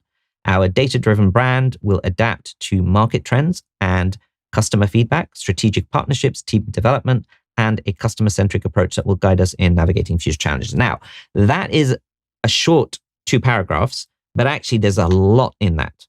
And it takes a lot of thinking to be able to come up with this kind of strategy. So let's break it down a little bit. To lead in innovative wellness for 16 to 25. So we've identified our market segment through technology. So technology is going to be one of the key standout innovative factors for the brand. So through technology, community engagement, building communities and engaging with the communities. That's how, because they feel that demographic really is all about community engagement as well as personalized content. Our data-driven brand, so the brand is going to be focused on data and insights and business intelligence. So it's not going to come up with random products or services based on a whim or market research. That's very basic. This is based on data. So that means that part of the strategy will be, how do we collect data from our customers, from our potential market, from customer feedback, from testimonials, from surveys, from interviews, from all of these kind of things, from comments. So they're going to be adapting. So they're going to need to follow market trends because this age group is about following market trends, whereas if it was a slightly older age group, not so much necessarily as important. Strategic partnerships. So partnerships are going to be important in terms of how they're going to market and collaborate with, whether it's influencers or whether it's other businesses and other companies. Team development, focusing on getting amazing people, and a customer-centric approach will guide us in navigating future challenges. So they're going to look to the customers for advice, for feedback, so that they can actually come up with new products and services based on that information. So you can see here that it's 2 small paragraphs, but there's a lot to unpack in that. So what would a strategic goal look like for this? Establish a strong brand presence and loyalty among 16 to 25-year-old female demographic, their preferred choice for skincare solutions. So this is about building a brand presence. So that's one of the strategic goals, is build a strong brand presence through community engagement, personalized experiences, all of that good stuff, right? So that's number 1. Functional strategies. So remember we had a product strategy, customer strategy, all of these kind of different functions within the business. So we're going to take a look at 2. One of them is product development, which is product strategy, and then marketing comes under customer. So product development, develop solutions that resonate with specific needs and preferences of the 16 to 25-year-old female demographic, incorporating user feedback and trends. Again, user feedback and trends. Marketing, so they're building their products based on user feedback and trends. Marketing is utilize data-driven and culturally relevant marketing approaches to connect with and engage the 16 to 25-year-old female audience effectively. Now, you can begin to see how everything is aligning to the overall strategy. So now marketing is looking at data-driven, and it's looking at sort of like trends. Product development is looking at user feedback and trends, and it's developing its products and services. Everything then becomes aligned, and that's why having this strategy becomes very important, so that even when you start building departments or functions or units and having people there, they align to your strategy. Objectives: launch 2 new products or services specifically designed for the 16 to 25-year-old female market within the next 18 months. Now we've got objectives, and the objectives have measurable things. Marketing objective: increase brand awareness by 50%, achieve a 30% engagement rate on social media within the next 2 years, so on and so forth. So now we're getting a bit more specific in terms of what we want. A plan. So the plan now starts taking us to conduct market research, user testing, to inform the development of new products, ensuring the needs, blah, blah, blah. Marketing, implement a marketing campaign focusing on social media, influencer partnerships. So here, remember we said strategy, partnerships, influencer partnerships, targeted content marketing, because it's individualized and personalized. Everything ties up, everything aligns, and you're no longer sitting there throwing a whole bunch of things at the wall. Now, what else can we have a look at? Now, tactics. This is where most people stop, right? With marketing, it's collaborate with influencers popular among the 16 to 25 age group, run a targeted ad campaign on platforms like Instagram and TikTok. But now you know why you're doing these things. You're not just saying, let me go onto Facebook, let me go to LinkedIn, let me go to TikTok, let me go to YouTube, let me go to this, let me run some ads. Let's try and get influencers, but maybe also let me try and set up a pop-up store in a mall, or let me do this, or let me do that. And everything becomes like just throwing things at the wall. Whereas now everything is coherent, everything is integrated, everything is a series of choices based around the original strategy. I'm not going to labor the point. You can begin to see the rest of these as and when. Again, you can pause the video and have a look. So you then start getting into the actual tasks and the tactics of how you're doing this. And your metrics are, okay, how many new products did we launch? What are the feedback score from beta testers? Engagement rate on social media platforms. And you're giving metrics that you're measuring based on the actual strategy that you lay down and the strategic goals, the objectives, all of that good stuff. So that's your strategic planning framework, and you can begin to see now how it hopefully all begins to make sense. And that is strategy for you, part 1, because we will come back to the business model, which is in strategy again, as soon as we've done the next one, which is solution, and then we'll be back to strategy again. Okay, like I said, this is not a step-by-step. This is a framework where sometimes you need to circle back and do certain things. So now let's have a look at solution. Ready? Let's go. So needless to say, this is the section and the module where we try and come up with your business idea, the solution, the product or service. Now, if you already have a product or service or an idea, please park it, because we are going to challenge some conceptions about products and services, and we're going to go about doing this in a way that you've probably not seen before. And the reason why I'm going to go about this in a completely different way to how most people go about it is that in a previous lifetime, I used to be an engineer. Actually, I had a PhD. I used to teach a professor at university, and one of my areas was engineering design and engineering product design. And I've written a book which has been translated in many, many different languages and has a few editions, as well as it being used in universities as a textbook for coming up with a product design or a service design. If you're actually trying to come up with an idea and how do you actually make that product, I've written the book on it. So I don't say this to show off. I really don't say this to show off, because I just want you to know that because we're going to do this a slightly different way, you can still be reassured and confident that actually, hopefully, this guy knows a little bit of what he's talking about. So with that said, I'm not going to labor on this point anymore. Let's get into it. It will be different. It will be very unique on how we approach things. But believe me and trust me, this will make your product absolutely the most optimal product that you will do for your business and for your customers when all is said and done. Now, when I say product here, I'm going to use product and service interchangeably. It doesn't really matter. You should be probably designing and developing your service as a product anyway and not charge by the hour and charge as a package. But needless to say, even if you still are doing a service, it's still, all of it is the same, and I might refer to one or the other, but whether it comes down to pain points or functions or features, all are relevant for either a product or a service, and it works equally well. I've used the same process in product-based businesses. I've used the same processes in service-based businesses, such as this one as well, CEO Entrepreneur, and it's exactly the same process every single time. Right, so remember, we talked about having a painkiller and not a vitamin. So here is what not to do. And like I said at the beginning, I know that usually telling people what to do is the best way about going through things, but because the majority of people do things in the wrong way, I just want to again, highlight it and say, this is not how we're going to go about developing our business idea. A lot of times, most people will just come up with an idea and say, let me start a business around this thing. That's not the way to do things. You probably figured that out from me by now. But there are other ways that then people say, oh, okay, let me have some solutions and maybe let's pick the best one. That's still not the way to go about it. Okay, so then you say to me, all right, so maybe we come up with the customer pain points because we've done all of that amazing work. Yes, you have. All of that amazing work in, customer pain points. And maybe that's how we go through it. So with the pain points, we come up with solutions and then we pick the best one. Still, no.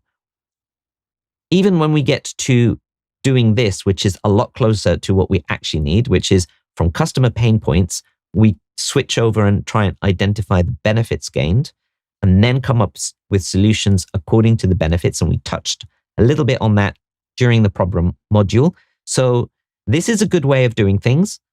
And then you come up with a solution that's optimized that addresses your customer pain points.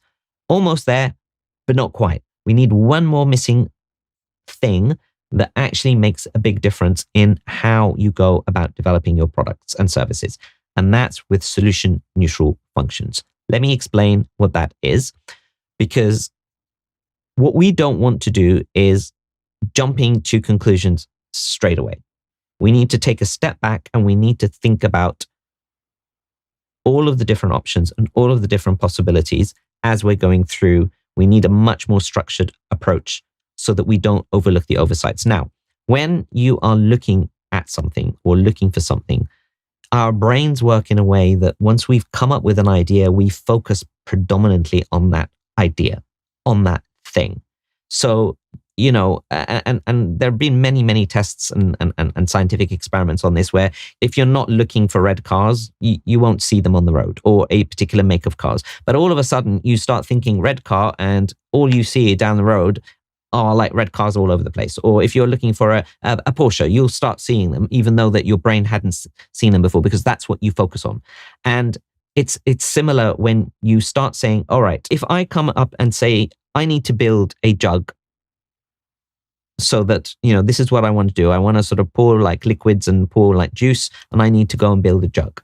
And what you're going to be doing is you're going to be trying to find all of the best ways to build that jug. But actually, if you take a step back and say, well, why do I need to build a jug? I need to build a jug to pour juice. Now that becomes a function and it's solution neutral.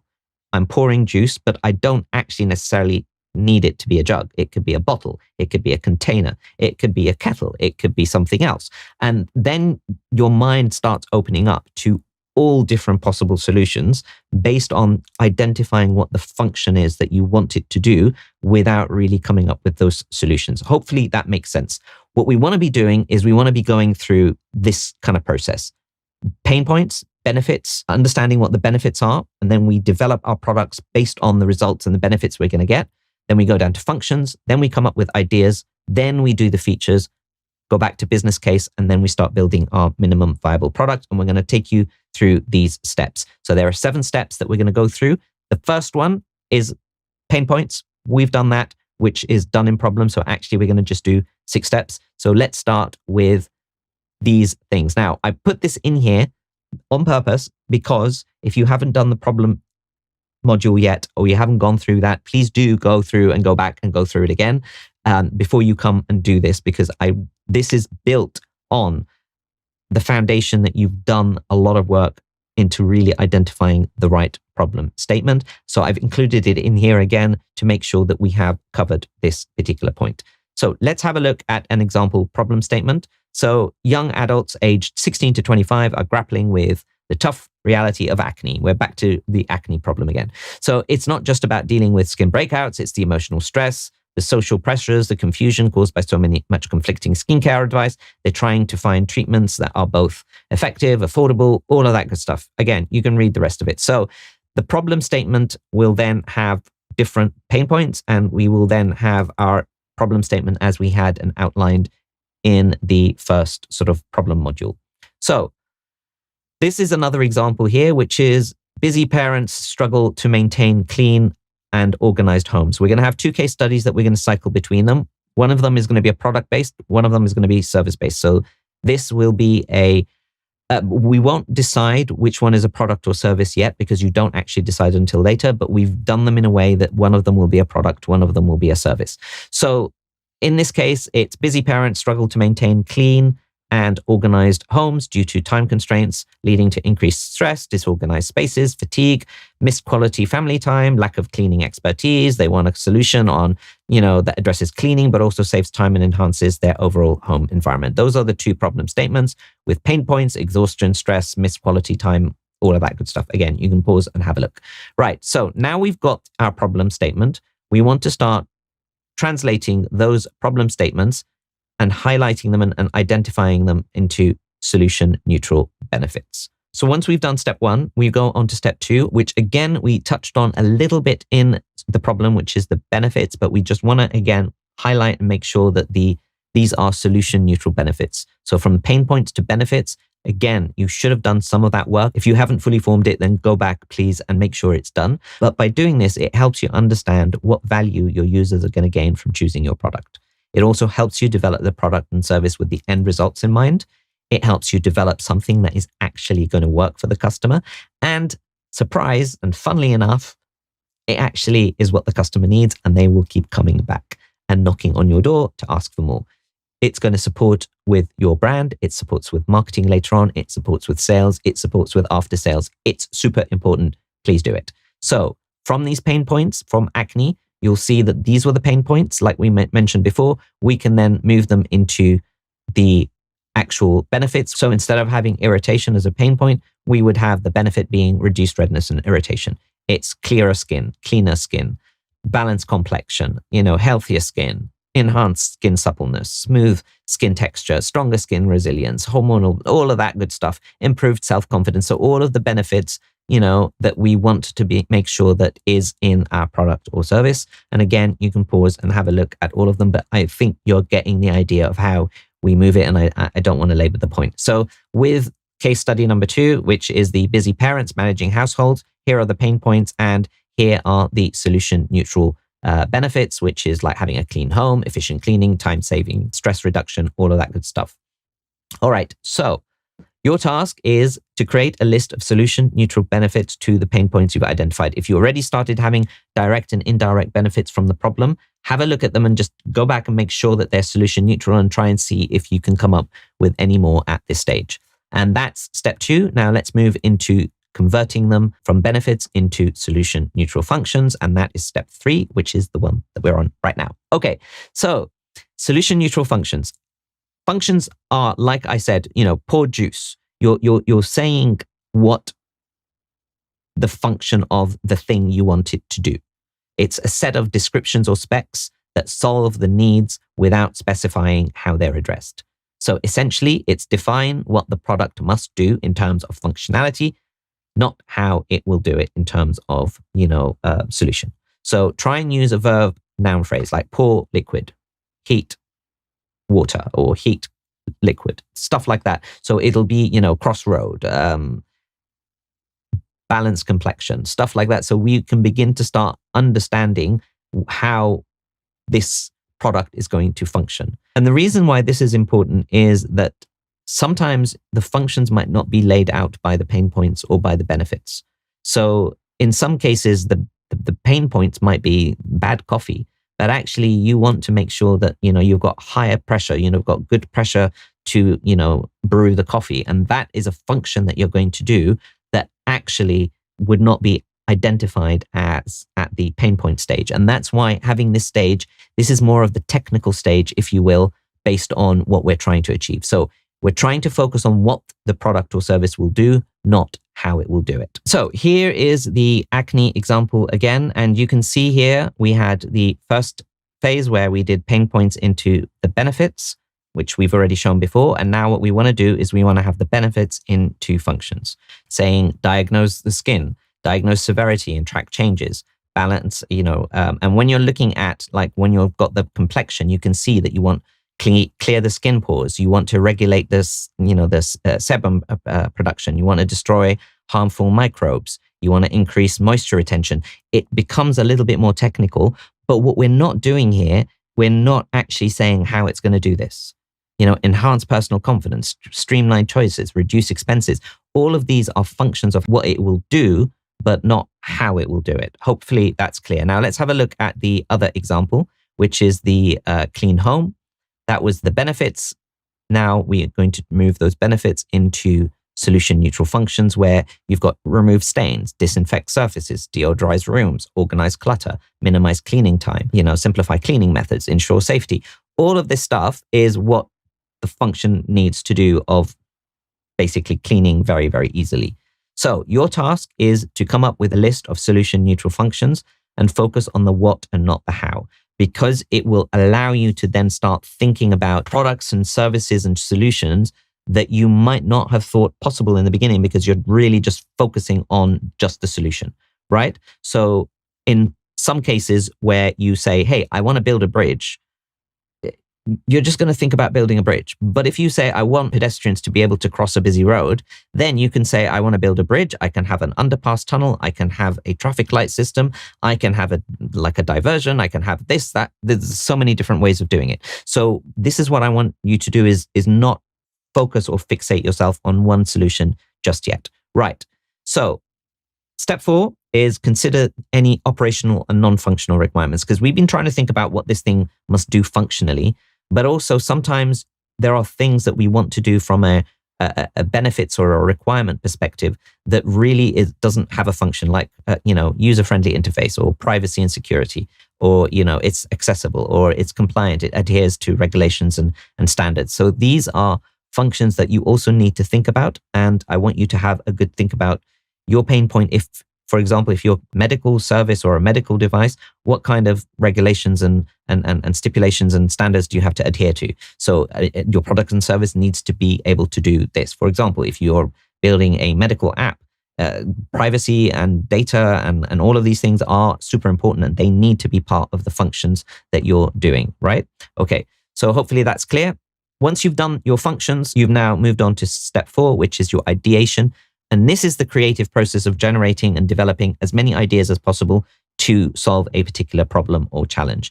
And in this step, I really want you to take a step back and now brainstorm as many ideas as possible, focusing on quantity at this stage rather than quality. Be silly, be ridiculous, come up.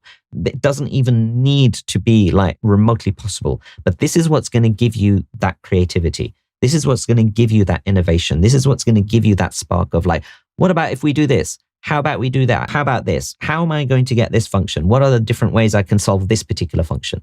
And then you do it per function, and then you see, all right, can I mix and match? Can I mix and match different solutions together? So there are different ways where you can start really ideating and coming up with different solutions and try and come up with as many as possible. Again, don't focus on, is this realistic or not? The time will come where we start picking the right one. But for now, just really try and focus on creativity and coming up with as many as possible.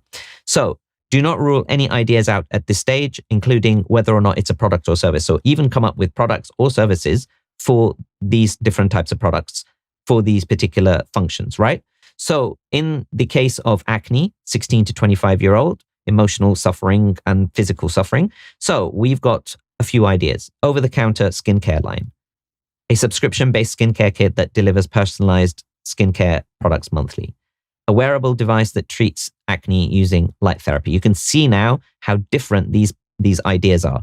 A telemedicine service that provides virtual consultations to prescribe medications. A holistic skincare app that tracks skin condition, offers skincare routines, and provides educational content. Again, that's why I said at the beginning when we were looking at problem, I noticed I didn't say acne cream here, right? Because we could do so many different things. If we had just said, okay, let's build some acne cream because females that are 16 to 25 are struggling with acne and we need to give them acne cream, we've limited our ability to be creative and find out and try and discover out-of-the-box solutions. So a holistic skincare app or lifestyle and diet coaching program that focuses on natural remedies. Again, very different ones, some of them products, some of them services, and that's why I'm saying don't limit yourself just yet. Okay, so I think hopefully now you're beginning to get the idea of why I'm doing this and why I'm saying to do it in this particular way. So let's say we have a look at telemedicine service. You'll be able to see the functions, diagnose and track skin conditions is virtual consultants diagnose severity of acne conditions, soothe skin inflammation, virtual consultants to prescribe anti-inflammatory medication, clear skin pores, recommendations for topical treatment that unclog pores. So now it's about telemedicine, it's about remote, online, giving a consultation and advice and prescribing medications. And you will begin to see that even though we have the same exact functions, let's have a look at the skincare app. Now, diagnose and track skin condition is an app uses photo, camera, AI to analyze the severity of the acne and track changes over time. If we want to soothe skin inflammation, app suggests natural remedies for calming routines. Clear skin pores, step-by-step guides for effective pore cleansing methods. You can see now the functions are the same, but they're completely different solutions. So that's what I want you to do. And that's what's really going to make your business pop, because you're going to be coming at this from an angle that most people will not even contemplate. They'll sit there and say, I want to build an acne cream, or I want to do this. Here's my business idea. This is what I want to do. And by you taking that step back makes all the difference.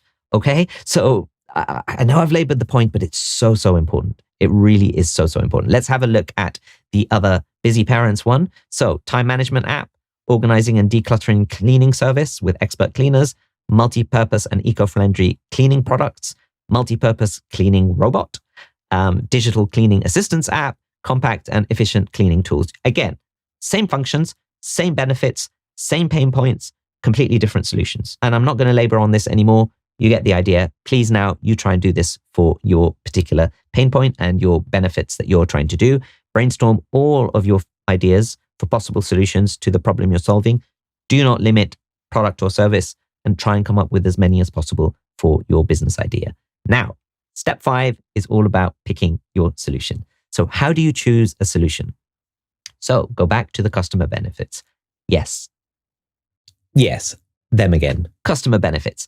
They're very important, and that's why we spend a lot of time doing them, because this is what's going to make or break your marketing and your sales.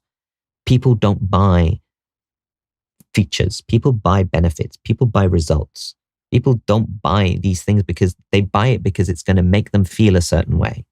or it's going to give them a result that's going to make them feel a certain way. It's always about making them feel a certain way at the end. And that's why we need to go back to the customer benefits.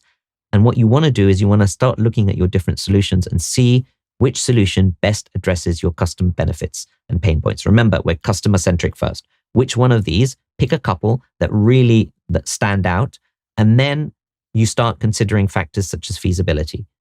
Now you start saying, okay, well, that was a silly idea. That's not feasible. This doesn't align with my values or goals. This one has potential impact, or this one doesn't. This is quite new. This is something that actually might be really, really good. This is something that's really bad. You're looking basically for the most promising idea for further development. And that's what we want to be able to do. And you link it back to the benefits, and also link it back to your passion, link it back to your UVP. Remember that? So that's why I keep saying we're going to come back to these things, but we're going to use them at the right time, in the right place. Okay, so in this particular case study 1, we're going to pick the skincare app as the one that we're going to make for this case study. And in the busy parents managing household, we're going to pick a cleaning service where expert cleaners come and clean based on appointments. And as you can see, product and service. So your task is analyze your solutions and pick your final solution. If you get stuck, don't overthink it.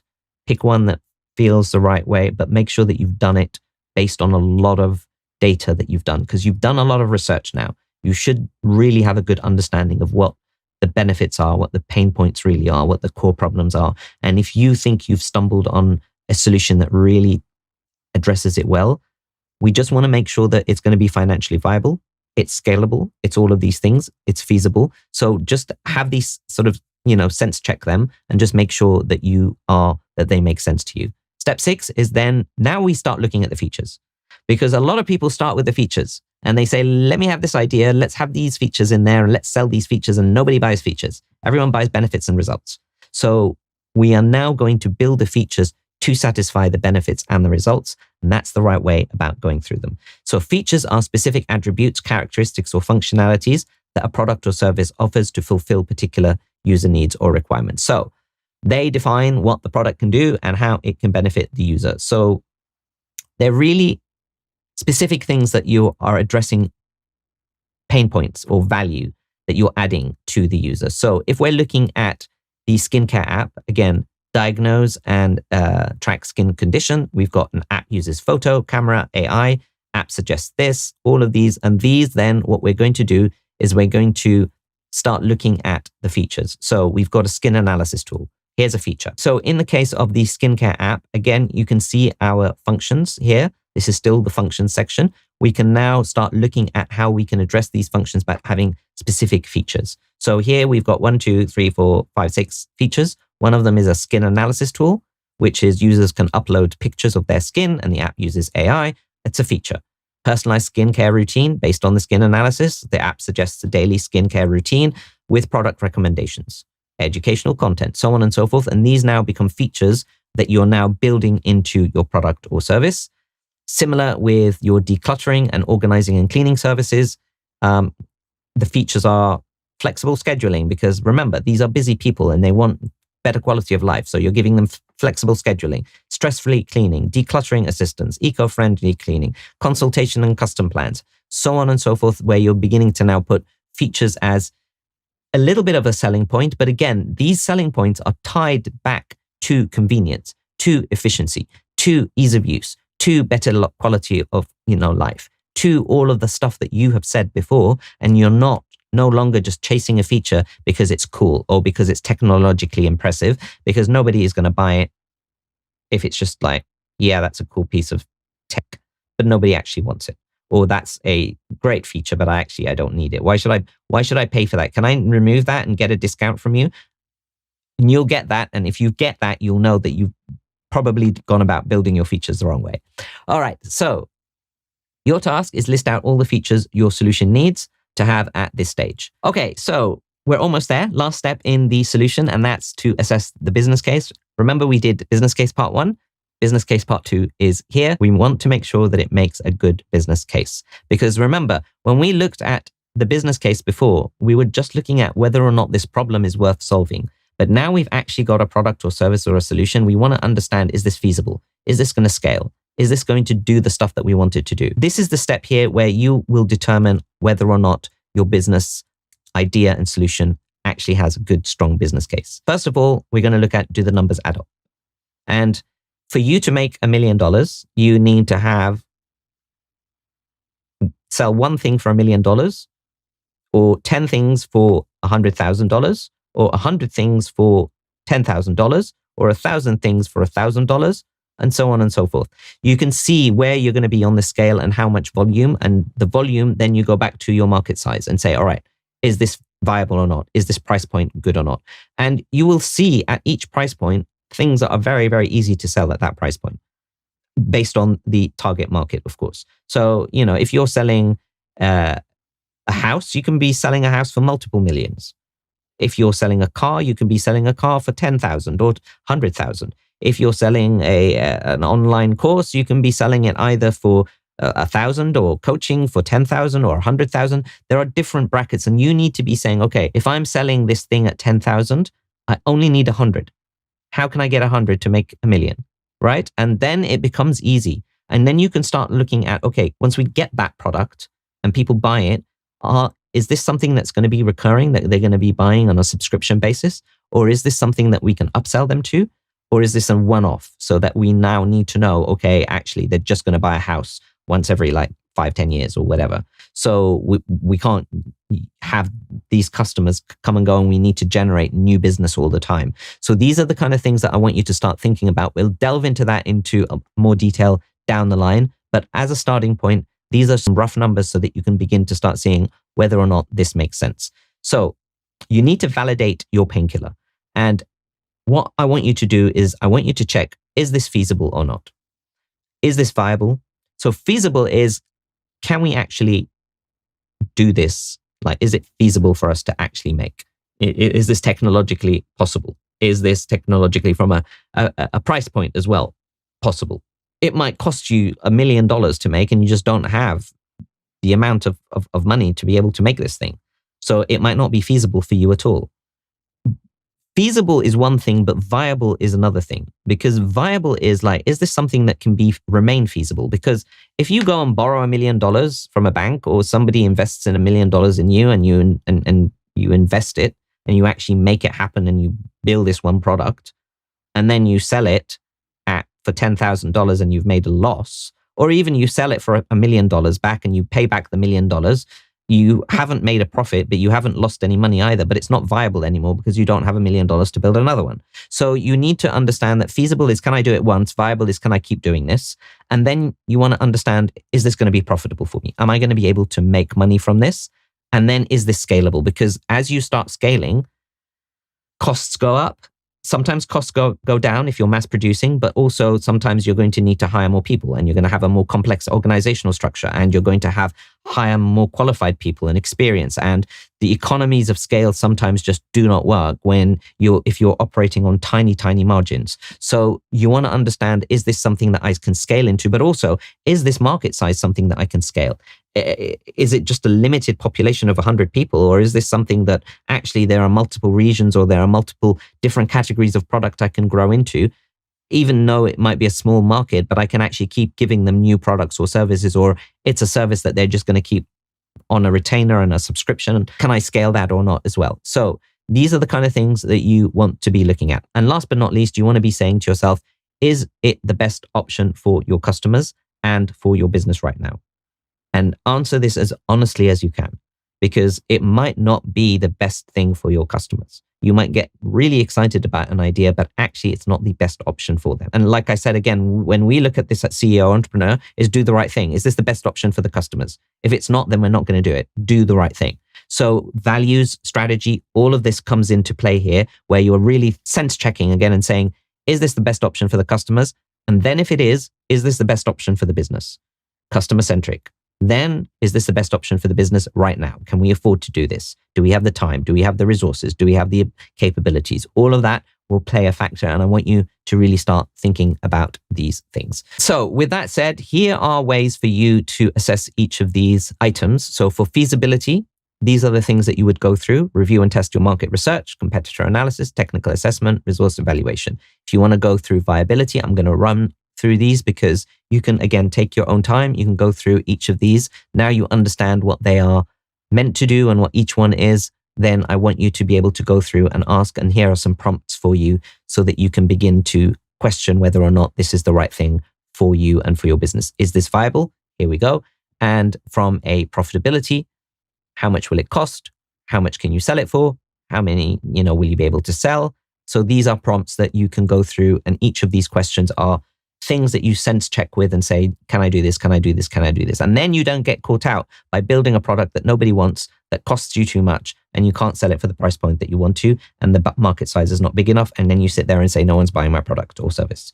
So this is the way to do it the right way, right? Okay, scalability, here it is. Here are some prompts for you for scalability. What I would like you to do is go through that process and curate your business case study, which is feasibility, viability, scalability, profitability for your business idea. So once you've identified that this is a strong business case for your business, then you can move on and say, right, okay, what are the key features that I need for me to build a minimum viable product or service? This is something that a lot of people spend a lot of time in, myself included, where we try and get things right before we release them. And this is something that we should not be doing. We should try as much as possible to release to market as soon as practically viable. So minimum viable product is that it needs to still deliver the results. You don't want to give a product or service that doesn't actually end up solving the problem, but it needs to solve it at a very, very minimal level where you can then start getting feedback. You can then start getting advice on what more do you need to fix, because sometimes the things that you thought were important features are not actually the features that are wanted by the customer. And having that feedback loop is going to be always important for you. So get your product or service out to the market and test it as soon as you can. And what you need to do is you need to try and identify what are the features that must absolutely be there as a minimum viable product for me to push out to the marketplace. And then not only that, it's also more cost effective because you haven't gone in and built and spent a lot of money and a lot of time building something that you end up finding out that actually that's not really what people want. Remember, we're testing, we're split testing. There will be times where you release a service or a product that doesn't do well. You expected it, no matter how much research you've done, you expected it to do well, but it still didn't. So we want to always be making sure that every step of the way, even if it fails, even if it doesn't succeed, we're minimizing the loss. And that's why we're pushing out a minimum viable product to test it out. And then we get feedback, we get testimonials, we get results. That will then improve our product. And then we can start scaling that to a wider audience, if you will. So the important thing to note here is that the goal is to really balance costs and benefits together. So you basically look at what's important to the customer in terms of value and importance, and look at it from a cost perspective for you and for your business. And that's not just money cost. This is time, money, resources, etc. And what you want to do is you want to be able to balance those two together. Things that are super high value and really important for your customers, and actually it doesn't take you much time, those are like that's something that you should definitely do. And then you've got a scale all the way to something where it's actually not very important and it's going to cost a whole bunch of money and time and resources, and it's probably not worth the effort. And what you want to do is you want to start looking at, my MVP is at A, maybe a little bit of B, worth it, but actually A is the no-brainer. And this is what you want to be looking at in terms of what's important, what's valuable, and what's going to cost me the least amount to make it happen, but also making sure that I have satisfied and I'm actually still getting a benefit and getting the end result for the product and service. Hopefully that makes sense. What you need to be doing is focusing on the most essential features that solve the core problem for your target market and avoid the temptation to include too many features. We all have been there. I have been there, where it needs to do this and it needs to do, and wouldn't it be cool if it does this? The less is more approach here is what you need to do, and really try and push it out as soon as possible. So your task, prioritize the features, ensuring the most crucial elements are addressed first, and list out the features that your solution needs to have for your MVP. Last but not least is then you start building your MVP. So once you've identified what your MVP is, time to start building and start developing. But while you're testing and building your MVP out, you are going to be going through the rest of this framework. So it's stuff that happens in parallel now. So you are going to start looking at building the structure of the business, looking at your marketing, your sales, looking at the finance, the tech setup, all of that stuff we're going to start doing in parallel whilst you're building out your MVP. Hopefully that makes sense. So one thing to note as well about your MVP is have a look at the user experience. And I'm not talking about user experience on a mobile phone like UX. I'm talking about the general overall user experience as your customer or client interacts with your product and service, and make sure that your MVP gives the user an awesome and stress-free experience. That is the minimum viable thing that you should be doing. Get them the result, make them happy, no more at this stage. And that is something that you need to be focusing on, along with obviously your budgets and resources and legality and compliance. You cannot do things that are not compliant based on your country regulations, laws. So please check what they are based on the industry that you're in and what you need to make sure that is actually present in your MVP as well. You do not cut corners on these types of things. Define what success looks like for your MVP. Put down what metrics are actually good. Set clear, measurable goals or KPIs that will help you understand whether or not your MVP is meeting the objectives. So you want to be able to say, how many of these have you sold? Conversion rates, or feedback. What the different sort of how many positive ratings are you going to have? 5-star ratings. All of these things are different metrics that you can look at and define them now, not later. So you're not just fiddling the books where you're saying, oh, well, look at this data here. Let me put this as a KPI because this is going to look really good. Let's not do that. I've done that. It's not good. And you're just fooling yourself. And what we want to be able to do is we want to start putting down the metrics now so that later on we can be very objective about the results that they have. It's an iterative process. This is a journey. This is not, the MVP is not your destination. It's not a one-time effort. It's a cycle of building, measuring, learning, iterating, improving, all of that good stuff. So that's what you need to be doing. If the first version of your product doesn't embarrass you, you've released it too late to the market. I think that was Steve Jobs. I'm not sure, but I think that was Steve Jobs. So please make sure that you are embarrassed, but at the same time, it balances all the other stuff that we've just talked about. Right. So your task is assess the time, resources, and features you need to build within your MVP. Plan out the timeline for when you can test this, and off you go. And then last but not least, you validate and test. Start testing your MVP as soon as possible, as early as possible. This is how you're going to go about doing it in terms of defining clear objectives, identifying the target users, create test cases, gather your feedback, evaluate functionality, user satisfaction.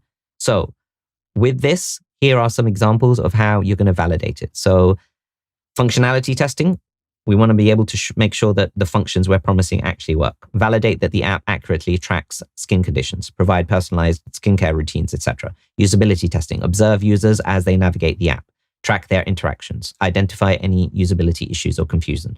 User surveys, collect user feedback through surveys to assess overall satisfaction.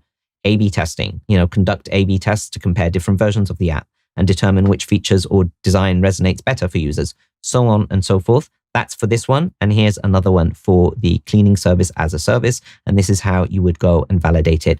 Now, I'm not asking you to copy this. You'll need to adapt your own measuring metrics, if you will, to understand how you're going to measure the success or feedback for your MVP. But this is going to give you hopefully some inspiration and some guidance on how to go about doing it. So create a survey for user feedback, collect feedback on your MVP, and then make sure that you're testing it in a controlled environment. Last but not least is monitor and refine. So we want to be making this an iterative process. So make a list of incremental changes you need to make your MVP based on user feedback to improve it. So this is all stuff that we're putting in here so that you've got a checklist of things to go through. So I've discussed them already before, but when we've got your task here is for you to say, have I done this? Have I done this? Have I done this? Have I done this? So again, this is for monitoring and this is for refining. You can pause the screen and have a look at them as you go through. And here is an example for monitoring for the skincare app as well as refinement for the skincare app. Again, you can pause the screen and have a look. As well as then try and decide if you're going to give trial services, customer satisfaction, use surveys, how are you going to measure all of that information. For the cleaning service, this is how you would go about refining and identifying this as an example. Again, you can pause the screen and have a look. So this is your task, is closely monitor the initial performance of your product, and then list out the refinements of how you're going to go and improve them. So rinse, repeat until you make it better, and make sure that the solution makes business sense before you start releasing this to the mass market. Identify what more your solution needs so it can be market ready. Once it is market ready, you'll have a lot of data, a lot of feedback, and you will have gone about this the right way. Don't get me wrong, charge money whilst you're doing this, unless you've got investment or funding to be able to beta test for free. But there is nothing wrong with you now setting up your business, selling this as your MVP and getting feedback as well. Apple do it all the time. They release things and then they keep updating and updating and updating. If one of the biggest companies in the world can do that, we can do that as well, right? Okay, so that is the solution. Like I said before, now that we've done solution and we've got our idea, by the way, before I move on to the next one, if you're still here and you're still watching this, how awesome are you? Because most people would have clocked out by now. So I don't know if anyone's still watching. If someone's still watching, please can you write down in the comments below, still watching, because that will give me some encouragement that some people got through this. But yeah, let's hope that as many of you do get through this, because I'm giving you everything here. I'm not holding back anything, because I want you to have all of the knowledge that you need to have to be able to have as successful as business as possible. Please don't skip the steps. And I know I've said it before, I'm not trying to overcomplicate things. This is what we do for every business that I run and every business that I grow. We go through these steps, we go through these phases, we make sure that we've got it the right way. And that's what increases our chances for success. So if you are still here, comments down below, please. Still here. And if you're finding this value, please also hit the like button and share it with anybody who you are finding actually might. Let's spread the message, share it with anyone who you think will find this valuable. Right, let's get on to the next one, which is we're circling back to strategy again. And actually, we're going to have a look now at your business model, because we couldn't actually think about what revenue stream we're going to put down for our business model until we actually had the solution, right? So it wouldn't have made sense to do that before the actual solution. But now we've got the solution down, we're going to go in and start looking at the business model. So now you have your solution. What we want to do is, how do we pick the right business model for your business solution, if you will? So one of the ways that we're going to go about this is business model canvas. Now, before you fast forward or skip, if you know about business model canvas, this is not something that we have done ourselves. This is something that was developed by Strategizer. And why reinvent the wheel when something is good, right? So we have created our own business strategy playbook and other templates and worksheets for systems and processes and strategy and all of these other things, product development. But when it comes to business model canvas, it's already there. So we didn't need to recreate or reinvent the wheel. Now, one thing though that I will say is, please do stick around whilst I'm walking through this, because in the middle of the canvas, when I go into revenue streams, I will start talking about what different types of revenue models you can have, and the list will be quite good and quite big. So stick around. Right, let's have a look. So what we want to do is we want to start looking at our business model canvas. Now, this is basically like the business strategy playbook, where it is one sheet of paper, and on there you can see exactly how your business model is going to work. And this is important for you to begin to identify how you're going to make money, how you're going to spend money, who you're going to deal with, all of that good stuff. So first thing is, on the right side is going to be all about the customers. On the left side, it's all about the business. And in the middle, it's going to be your UVP. So customer segments, we're going to start on the right half of the page. So customer segments is, who are your customers? You should have already identified this. Here's an example. Netflix serves multiple customer segments, including individual consumers, families, and international markets. Yours will be a little bit more specific than that, because we're not Netflix, let's face it. Right. So that's where customer segment goes. Now, the next one will be your relationships. Customer relationships. How do you interact with your customers? So this is how you interacting with them on a day-to-day basis. So for example, Spotify engages customers through personalized playlists and recommendations. So they are providing playlists, recommendations, communicating. Are you communicating and engaging with them through email, through social media, through marketing information, through cold calling? How are you actually building relationships and interacting with your customers? This is not the same as what is your distribution or marketing channels, but this is more to do with how are you engaging and building relationship with your customers. The next one is your sales channels, which is your distribution. So how do you reach your customers by selling them? So Amazon, for example, uses its website, mobile apps, and Alexa devices. You might be able to use a Shopify store, or you might have an online platform, or you might have a brick and mortar sort of like real physical store where people come to you. You might have a clinic. You might go and visit people to their own homes and provide services there. So what are your sales channels, and how are you going to get them in terms of not only where are your sales channels, but how are you going to contact them as well? So are you going to be doing sales calls? Are you going to be doing ads? What are the channels, and how are you going to reach your customers? The next one is your revenue streams, and is the one that I spoke about a little bit earlier.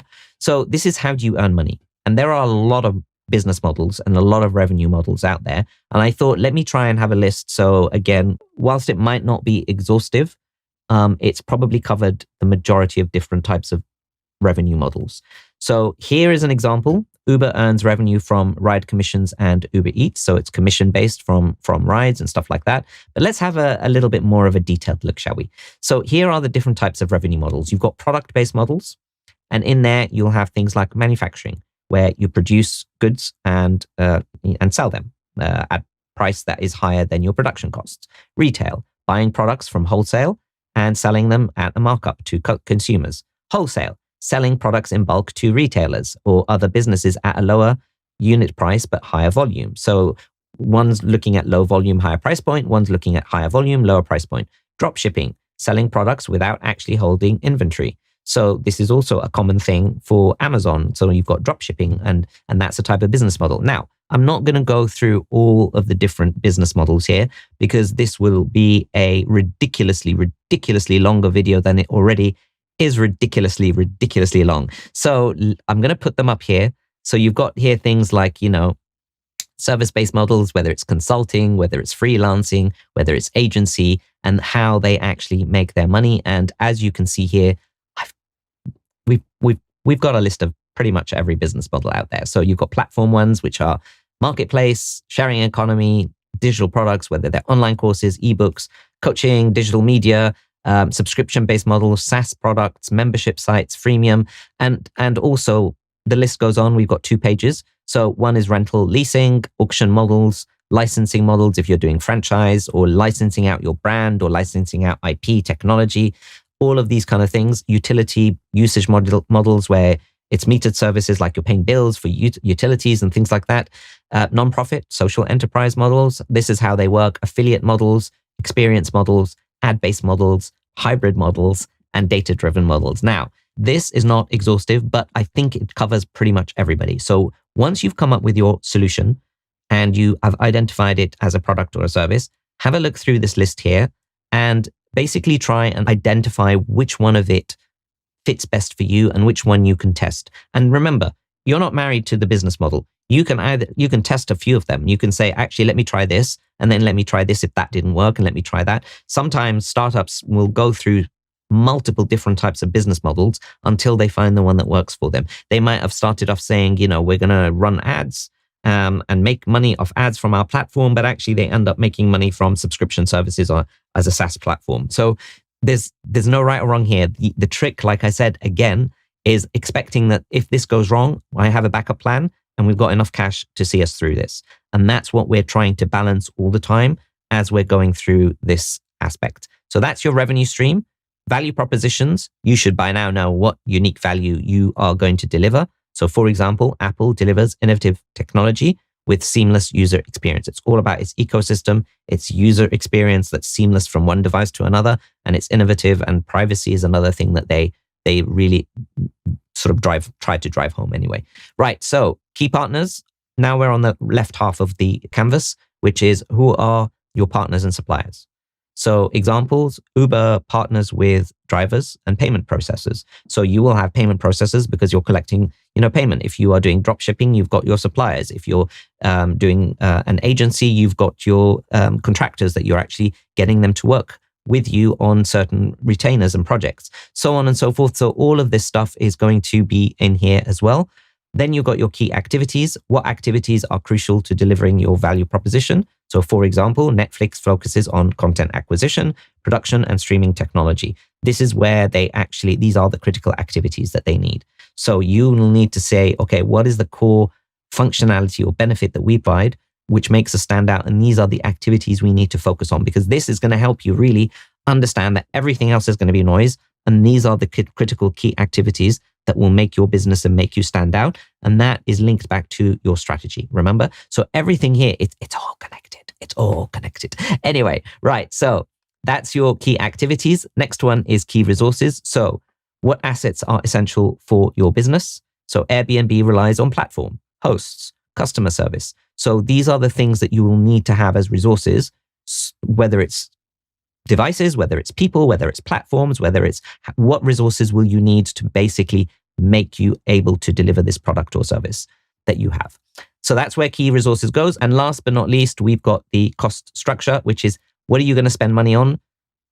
You know, you're going to have money going out and money coming in on the revenue stream. So the left side here will be the expenses and your partners and your activities and what you're doing as a business.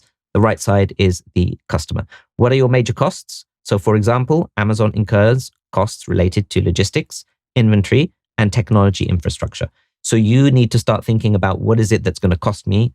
Is it paying my suppliers? Is it logistics? Do I need a warehouse? Do I need to hire people so that they can, do I need to hire consultants? Do I need to, all of these things, do I need to run ads so that I can attract people? So what is your cost structure and what is it that you're going to be spending money on? So that will now enable you, when you look at the whole thing, it will enable you on one page to see where am I spending money? Where am I making money and how am I making money? What model? Who are my partners? What are my key activities? What are my key resources? What's my value proposition that stands right in the middle between those two? And this is the bridge between the divide. And then how am I maintaining my customer relationships? How am I reaching them out to them? And which segments have I decided on focusing on? And this, along with your business strategy playbook, really now starts making your business plan.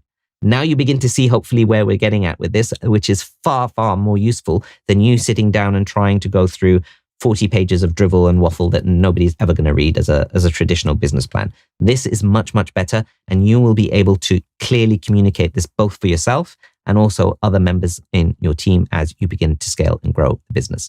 So that is the business model, which is the strategy part 2. With that done, we've now got structure, which is number 6. And this is quite an important one. So stick around. You still here? You still here? If you're still here, really, really, really well done. If you're still here, you're awesome. And the chances are that your business is going to succeed because most people don't get to this stage. So if you are still here, I might just be talking to myself at this stage. Who knows? So if you're still here, put down not talking to yourself at this stage. Winky smile, and I'll know you got to the structure bit. All right, let's get on with structure. Okay, so with structure, whether you're a solopreneur or you've got a micro business, which is only a small number of people, you still need to structure your business the right way from day one. You're probably seeing a trend here like that. I keep on saying it needs to be done the right way from day one. It's a lot of work in the beginning, but really when you put down the right foundations, it makes life so much, much easier for you as you begin to scale and grow your company. Because what usually happens is if you don't do it the right way, either A, it doesn't work, or B, when you do succeed, things break. And they break at a time when you don't want them to break in front of customers and clients and in front of your team. And things become like people start leaving or people start complaining, customers start complaining or any of these things. And that's the wrong time you want these things to break, right? So what we're trying to do is we're trying to put the right infrastructure now so that later on, when things begin to grow and scale, your business is ready for it and it's ready to grow from day one, pretty much. Right. So with structure here, I'm talking about structuring your business, but there are 2 parts to structuring your business. The first one is internal and the second one is external. Let's start with the second one first, and we will begin to then move on to the internal one afterwards. By the way, none of what I'm saying here is like financial advice or any of like legal advice or any of that kind of things. You really need to make sure that you check with your country rules, regulations, seek legal advice, seek financial advice. Make sure that you do all of that because every country is going to be different. So whilst I might talk about concepts here, and in general, this whole course really, hopefully you're an adult, but even if you're not, speak to an adult, but hopefully you're an adult. And if you're starting business, all of the advice that we're giving here is like, these are best practices. This is the framework. You're still very much responsible to make sure that you do it right. And any decisions that you make are going to be decisions that you make, right? And we're not liable for that. Hopefully, I just wanted to say that just to be absolutely clear. But anyway, the advice here that we're going to give is just basic concepts of what each things are, but hopefully you'll be able to go and get the right advice. And by the way, getting an accountant and someone from a legal aspect right at the beginning is probably money well spent, because they end up actually saving you a lot of money, in taxation, in setting them up, in penalties that you don't have to pay. It ends up costing you more if you don't get this advice early on. So do try and set some of your budget aside for getting the right legal advice and getting the right financial advice, hopefully as well. So let's start looking at the internal and the external. Like I said, we're going to focus on the external first. So internal, it's really about your business functions. It's about ownership and control, funding and investment. External is about legal structure, taxation and compliance. So with external, one of the first things that you're going to do is you want to start registering your company, right? And we're going to have a kind of like steps here again, but these are not all things that you should be doing necessarily in a particular order like you had to do in the problem or solution. So here, determining your business structure is something that you're going to need to do, whether it's an LLC or a partnership or a sole proprietorship.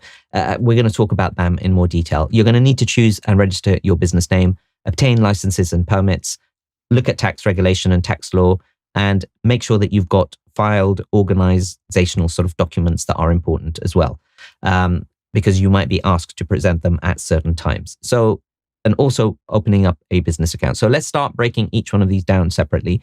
So determining your business structure.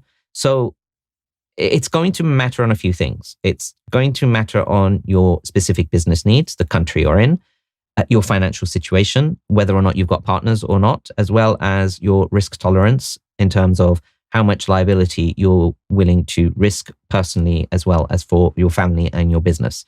So the simplest one is sole proprietorship. Now, that is you essentially saying, I'm operating as an individual, not as a sort of registered limited liability company or any of these things. It does have some tax advantages. It's direct control. You're in control. It's simple to establish and operate. However, it's a limited lifespan because it's based on you. So if something happens to you, there is no business, pretty much. It's also difficult to raise capital because you're trying to go for personal loans rather than business loans.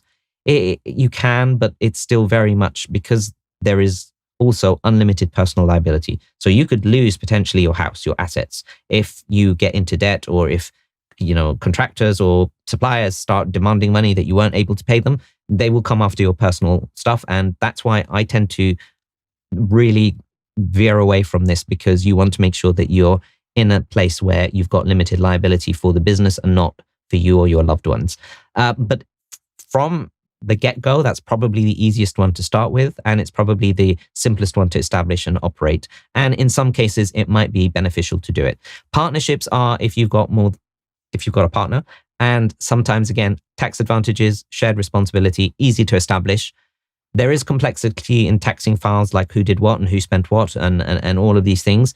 Sometimes you'll get dispute amongst partners, as well as joint and several liability. You are still liable. And sometimes something that your partner does, you might actually be liable to pay money because your partner did something, got you in debt as a business, and you're ending up to sell your house for it. So that's also something that it depends on the industry as well, because certain industries, partnerships are actually quite good and they work really well.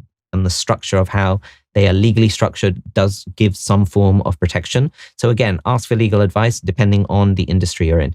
This is by far the most popular one and the most common one, which is the limited liability company. Now, that's an LLC or a limited LTD, depending on which country that you're in terms of how they abbreviate it.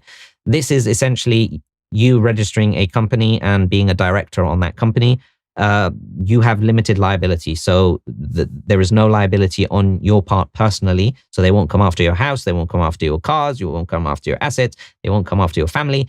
As long as you stay within the law. If you have clearly done something that is against the law, they will come after you, and so will the law. So please don't do that. Right. But also the other advantage is perpetual existence. So this business is not tied to you. The government sees you, or the law sees you, as two separate entities. So if you decide to sell it, or something happens to you, it can be passed down to family, it can be sold on to other people, and it has perpetual existence, and it could last for hundreds and hundreds, theoretically infinite number of years. It's easier to raise capital because it's a company, and everything is easy to see in terms of like what the ingoings and the outgoings are. Whether when it's personal, things just kind of blend and merge, and you don't know what's actually spent for business and what's spent for you, and all of that things. Cons are varied laws, depending on which country. Some have advantages more than the others. Self-employment taxes, you do have to pay taxes for yourself once you pay yourself from the business. So you're kind of almost like paying twice, but in many, many ways, it's still a lot more tax efficient than other setups. So it's still not bad from a tax perspective. Cost and maintenance as well. There's a lot of cost to maintain it and keep it, and file for sort of accounts and pay accountants and all of these things. It does have some kind of maintenance. Even if you're not doing anything, it still needs to do all of these things. Corporation is the next level up, where you still have limited liability, perpetual existence, same capital sort of raising, but then it becomes a lot more complex in its cost and structure. It's got regulatory requirements where you need to file and be open about certain details about your business. It's double taxation. There's a whole bunch of cons to it. And really, this is when you are scaling to a very big level, is when you start having shareholders and things like that, that corporation actually makes some sense. But again, please check in your country, because every country and every region is different, and the laws are different, and the setups are different in terms of the benefits are. So here's a checklist for you to be able to choose which entity. It's really going to depend on, risk tolerance, capital needs, business goals, all of that stuff.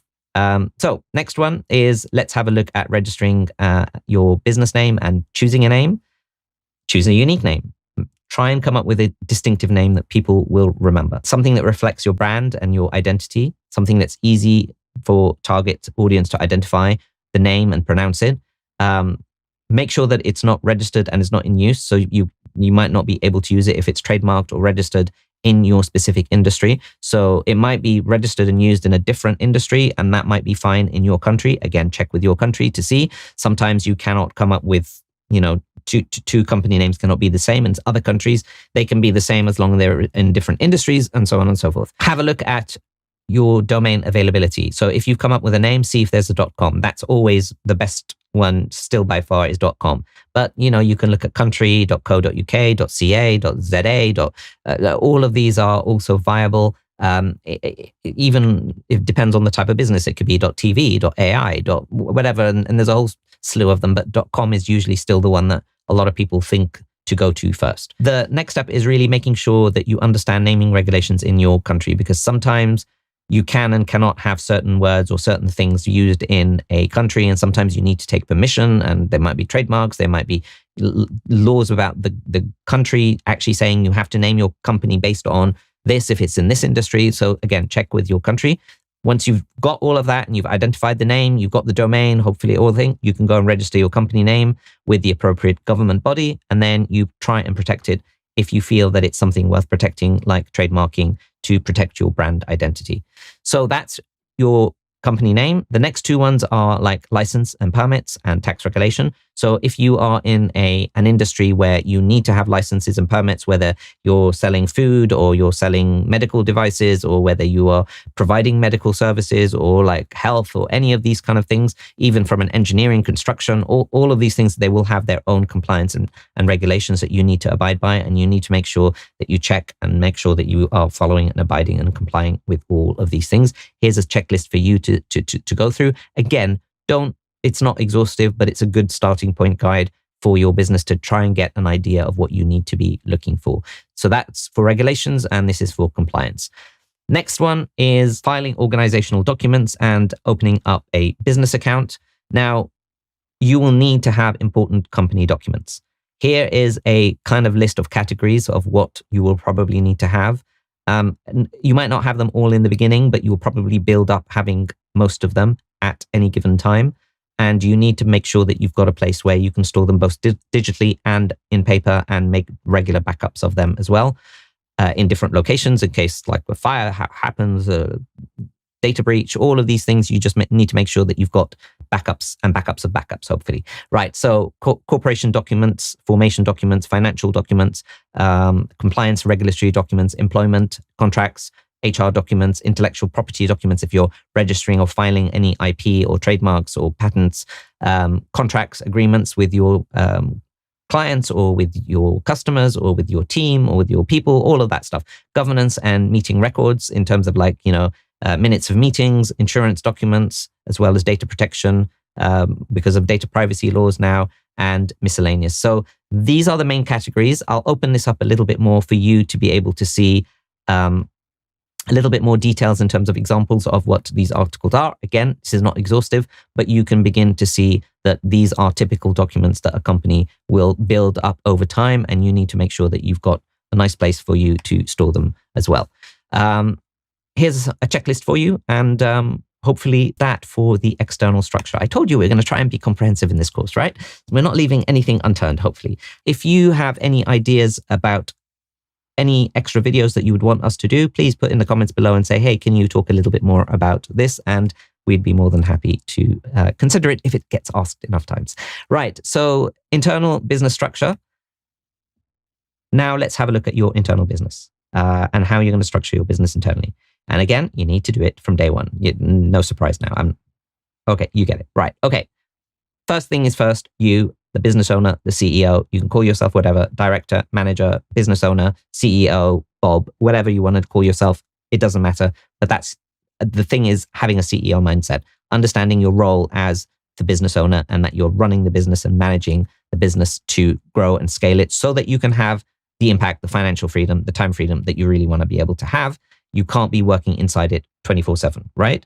Otherwise you'll burn out and you're not going to achieve your dreams or goals that you put early on in the vision board. So we've got 4 main pillars here, if you will, really. And within each pillar, we've got a set of functions. So the 4 main pillars are the CEO pillar, which is your pillar, the product pillar, which is where you develop and deliver and fulfill your products and services, your customer, which is marketing, sales, after sales, and your business, which is all of your business operations, legal, financial, admin, processes, systems, HR, IT, all of that stuff. We'll talk about it in a second. So let's have a look at each one in particular. So the CEO one is you being the CEO. The product one is research and development. Again, it doesn't matter. Even if you're doing, a kung fu tutorial, like, a gym, if you've opened a gym, if you've opened, you're developing, you're still researching and developing your products and services in the way that we've spoken about, right? So it doesn't matter. This doesn't necessarily need to be a product. It doesn't need to be a tech company. It doesn't need to be R&D in the traditional way of thinking. It's research and development of your products and services. If you are building an online course, it's still researching and developing the online course, for example. Right. So then you've got production, which is actually once you've researched and developed it, you produce it and you're able to distribute it, as well as fulfillment, which is actually delivering it. So if it's a service, you're actually giving the service. If it's a product, then you're giving out the product and shipping it and making sure that they've got the product. In customer, we've got marketing, sales, after sales. So marketing is attracting the customer. Sales is converting the customer. After sales is making sure they're happy. They have an awesome experience. They sing and praises about you, and they basically keep coming back and get other people to come and line up as well. That's the idea behind the customer pillar. Right. The business, that's where we've got operations, where our systems and processes are.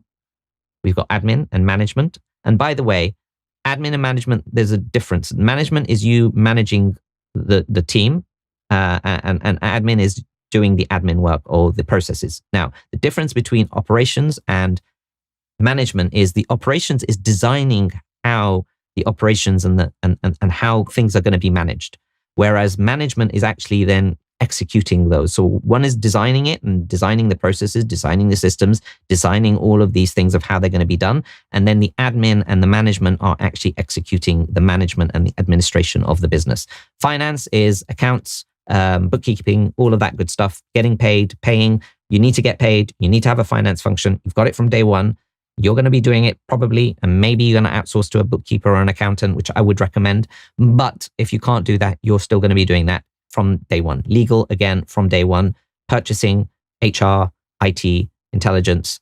So with HR, your function inside HR is still going to happen from day one, because you are basically hiring yourself to be doing a lot of these roles in the beginning.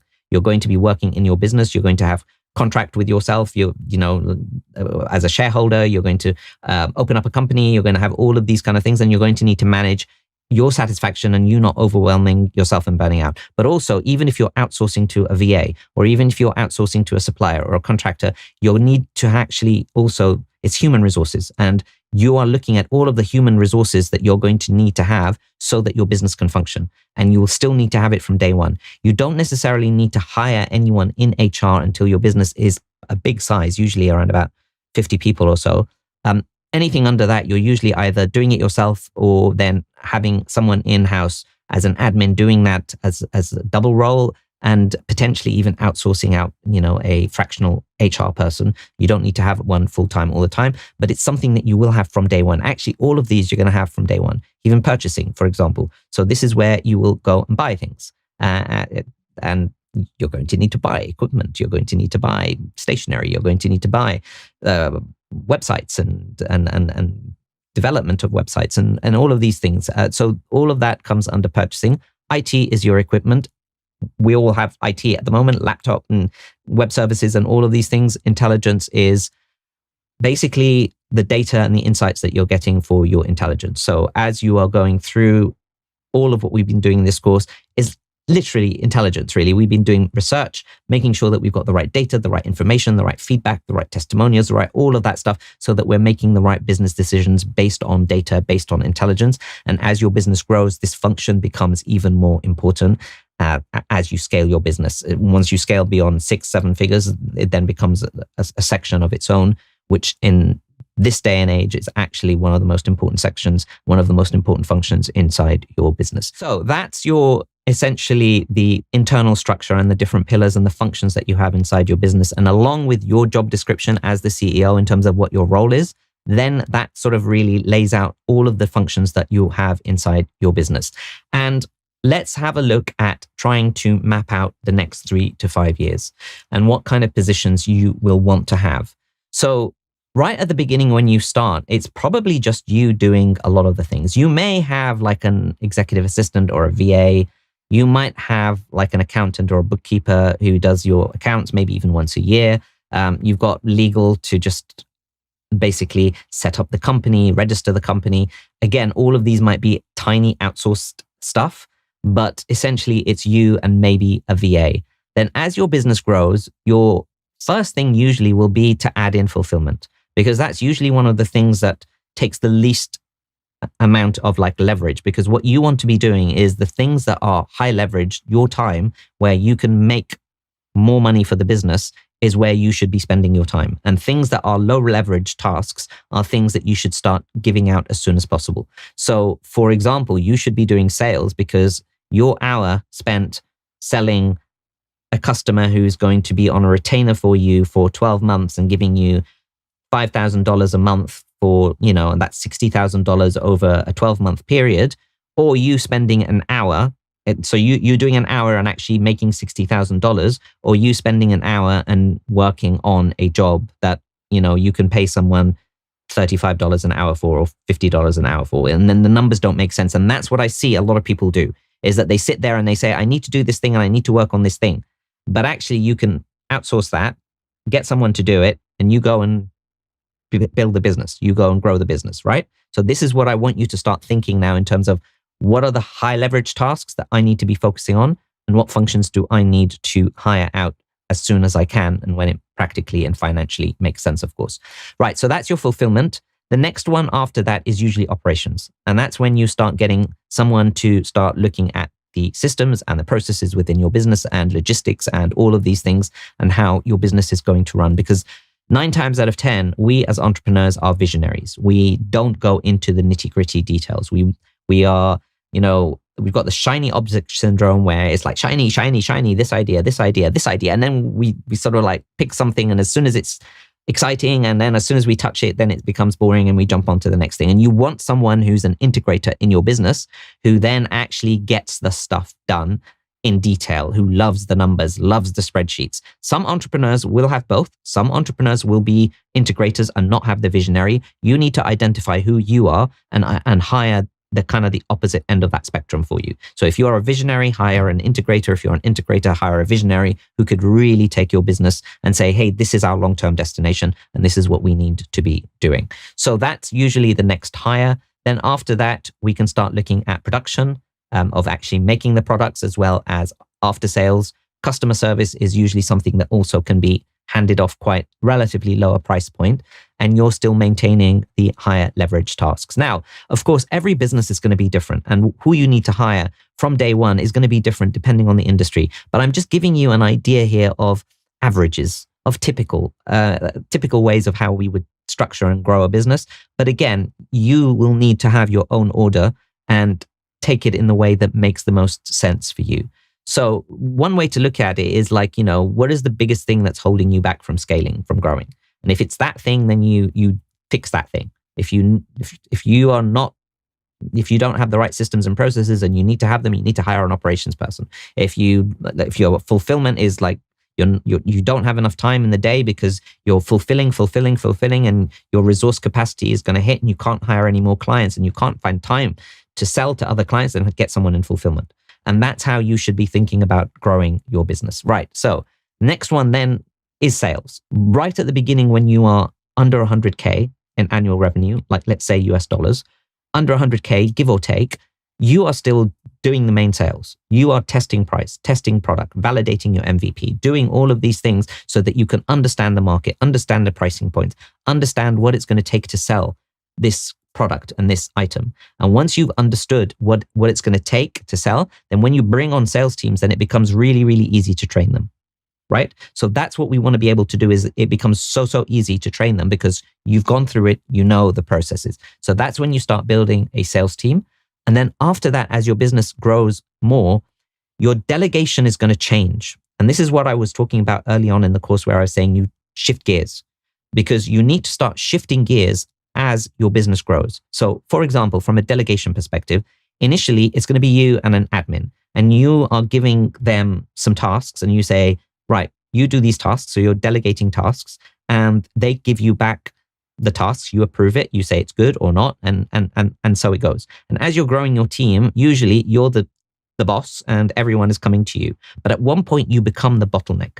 So then as you go on to the next phase, once your business is about 100K, 300K annually per year, again, this is going to depend on the industry, but on average, then you're going to hit a ceiling, because you can no longer have enough people sort of asking you, and you become the bottleneck and you hit your resource capacity. So then what you need to do is you need to start hiring leads. And that's where you start getting a product lead or a customer lead, who then becomes your sales coordinator or sales manager or marketing director or product, head of product, or any of these things where they are now in charge. And what you're doing is you're delegating authority.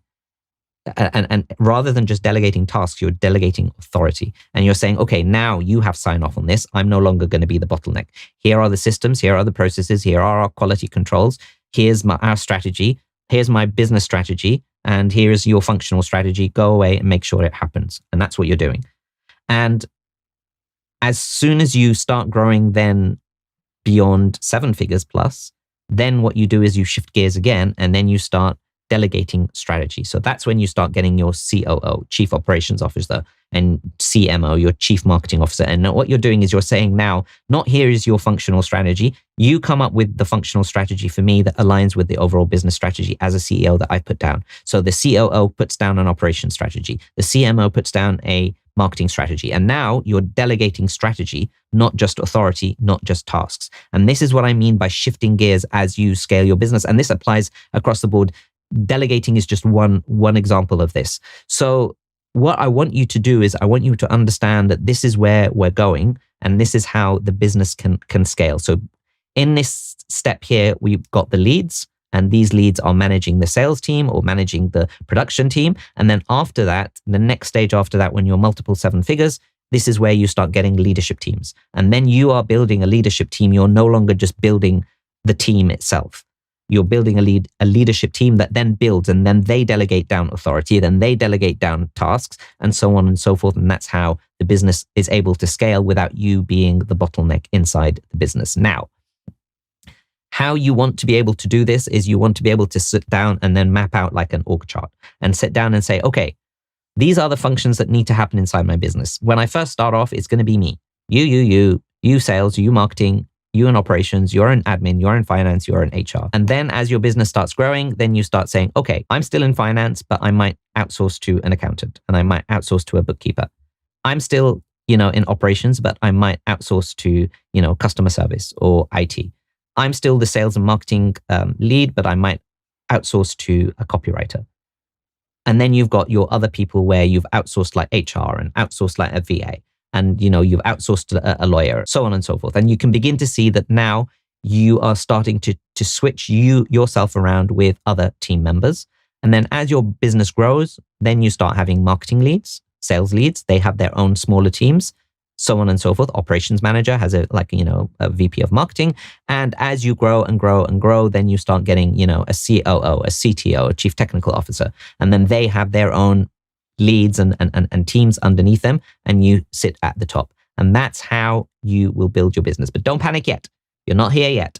We're still at stage one, but I'm just giving you a glimpse of what is possible and why you will need to start shifting gears as you grow the business.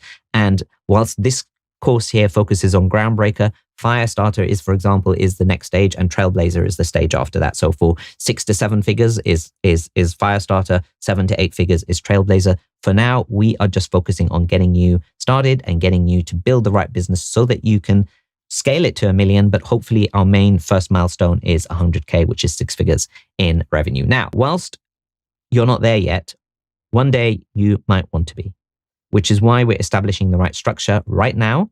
But the important thing here is if you cannot yet afford to hire a role, you wear the hat for that role until you can afford it. You block off time during the day and you say, Wednesday afternoon, I'm going to be marketing or I'm going to be sales. Tuesday morning, I'm going to be fulfillment. And you block off time to play that role and wear that hat, but no, it's not your role. And this is a big, big game changer because a lot of people sit there and they get lost in the working inside the business and they think that that's what it is to be a business owner, but it's not. That's not your role. That's not your job. Your job is to work on the business, grow the business. And then you can then have that time freedom, have that financial freedom because other people are doing the stuff for you, right? That's what we want to be able to do it. Now, it doesn't need to be a big corporation. It could still be 4 or 5 people. It could be a tiny family. But at the end of the day, you still need to make sure that you leverage other people to do the things that are not going to grow your business so that you can focus on things that will actually grow your business, not on the things that are not going to grow your business. Hopefully that makes sense. Here's a checklist for you to define your organizational chart. And with that, we have now come to the end of you registering your company and building your structure and understanding how you're going to structure your business inside out. What we've done here in this course so far, it's been a journey. It's been a real journey, hasn't it? And if you are still here, I am so proud. I am so happy. And I really wish you the best. But this is what we said at the beginning of the course. We are going to get you to understand what your journey is, really get the right CEO mindset, figure out what problem you're going to solve, come up with a strategy, come up with a solution so that you've got the business idea that's validated and tested, and actually then start registering and structuring your company so you're ready to be able to sell your products and services. Now, the next half of the course, which is really about marketing, about sales, about after sales, about finance, about how you're going to make money, how you're going to set up your technology, the systems and the processes, how you're going to start looking at your team and testing. That is the second half of the course. And that is part 2. And no, I am not going to sit there and say, hey, if you want part 2, you must buy it. No, I'm happy to release it for you for free. If you really want it and you found this valuable, please put down in the comments below part 2, please. And if we get enough part 2s and we get enough likes on this video and we see that what we're doing actually is making a lot of sense to people, I'm more than happy to release it again, free of charge, no cost, full details, nothing held back. So if that is something that you really want to see, please put down part 2, please. And make sure that you like, make sure that you share, make sure you get other people to do that so that we know that this choice of what we're doing is actually working. But also, I do want to point you to 2 things. The first thing is, if you want a copy of the slides and if you want the worksheets, there is information in the description below on how you can get that for free. The second thing that I want to point you towards is, if you have enjoyed this course and you thought that this is going to be super valuable for you, and if you're looking for a community that is of awesome, like-minded people like yourself, where we can discuss this stuff and we can keep you accountable and personalize advice for you and really have a community for accountability, for experience, for all of these kind of things, we are building a community and we would love to welcome you in the community. And I will put down again in the description below information on how you can join us in our awesome Groundbreaker community. I really want to thank you for taking the time to listen to me, and I really wish you the best of luck in your business. And hopefully, if we've got enough likes by now, and hopefully if you're watching this a little bit later on, then hopefully what I'm going to do is I'm going to point here and I'll say that part 2 is here. If you don't see it yet, that means that not enough people have commented and liked yet. So please comment and like and say part 2, please, part 2, and then we will have it here. If it's here, then you'll be able to go there and watch it. And we will go through, like I said, marketing, sales, after sales, finance, teams, systems and processes, everything, the whole lot. Hopefully if it's there, I'll see you in this one. Otherwise, I'll see you next time.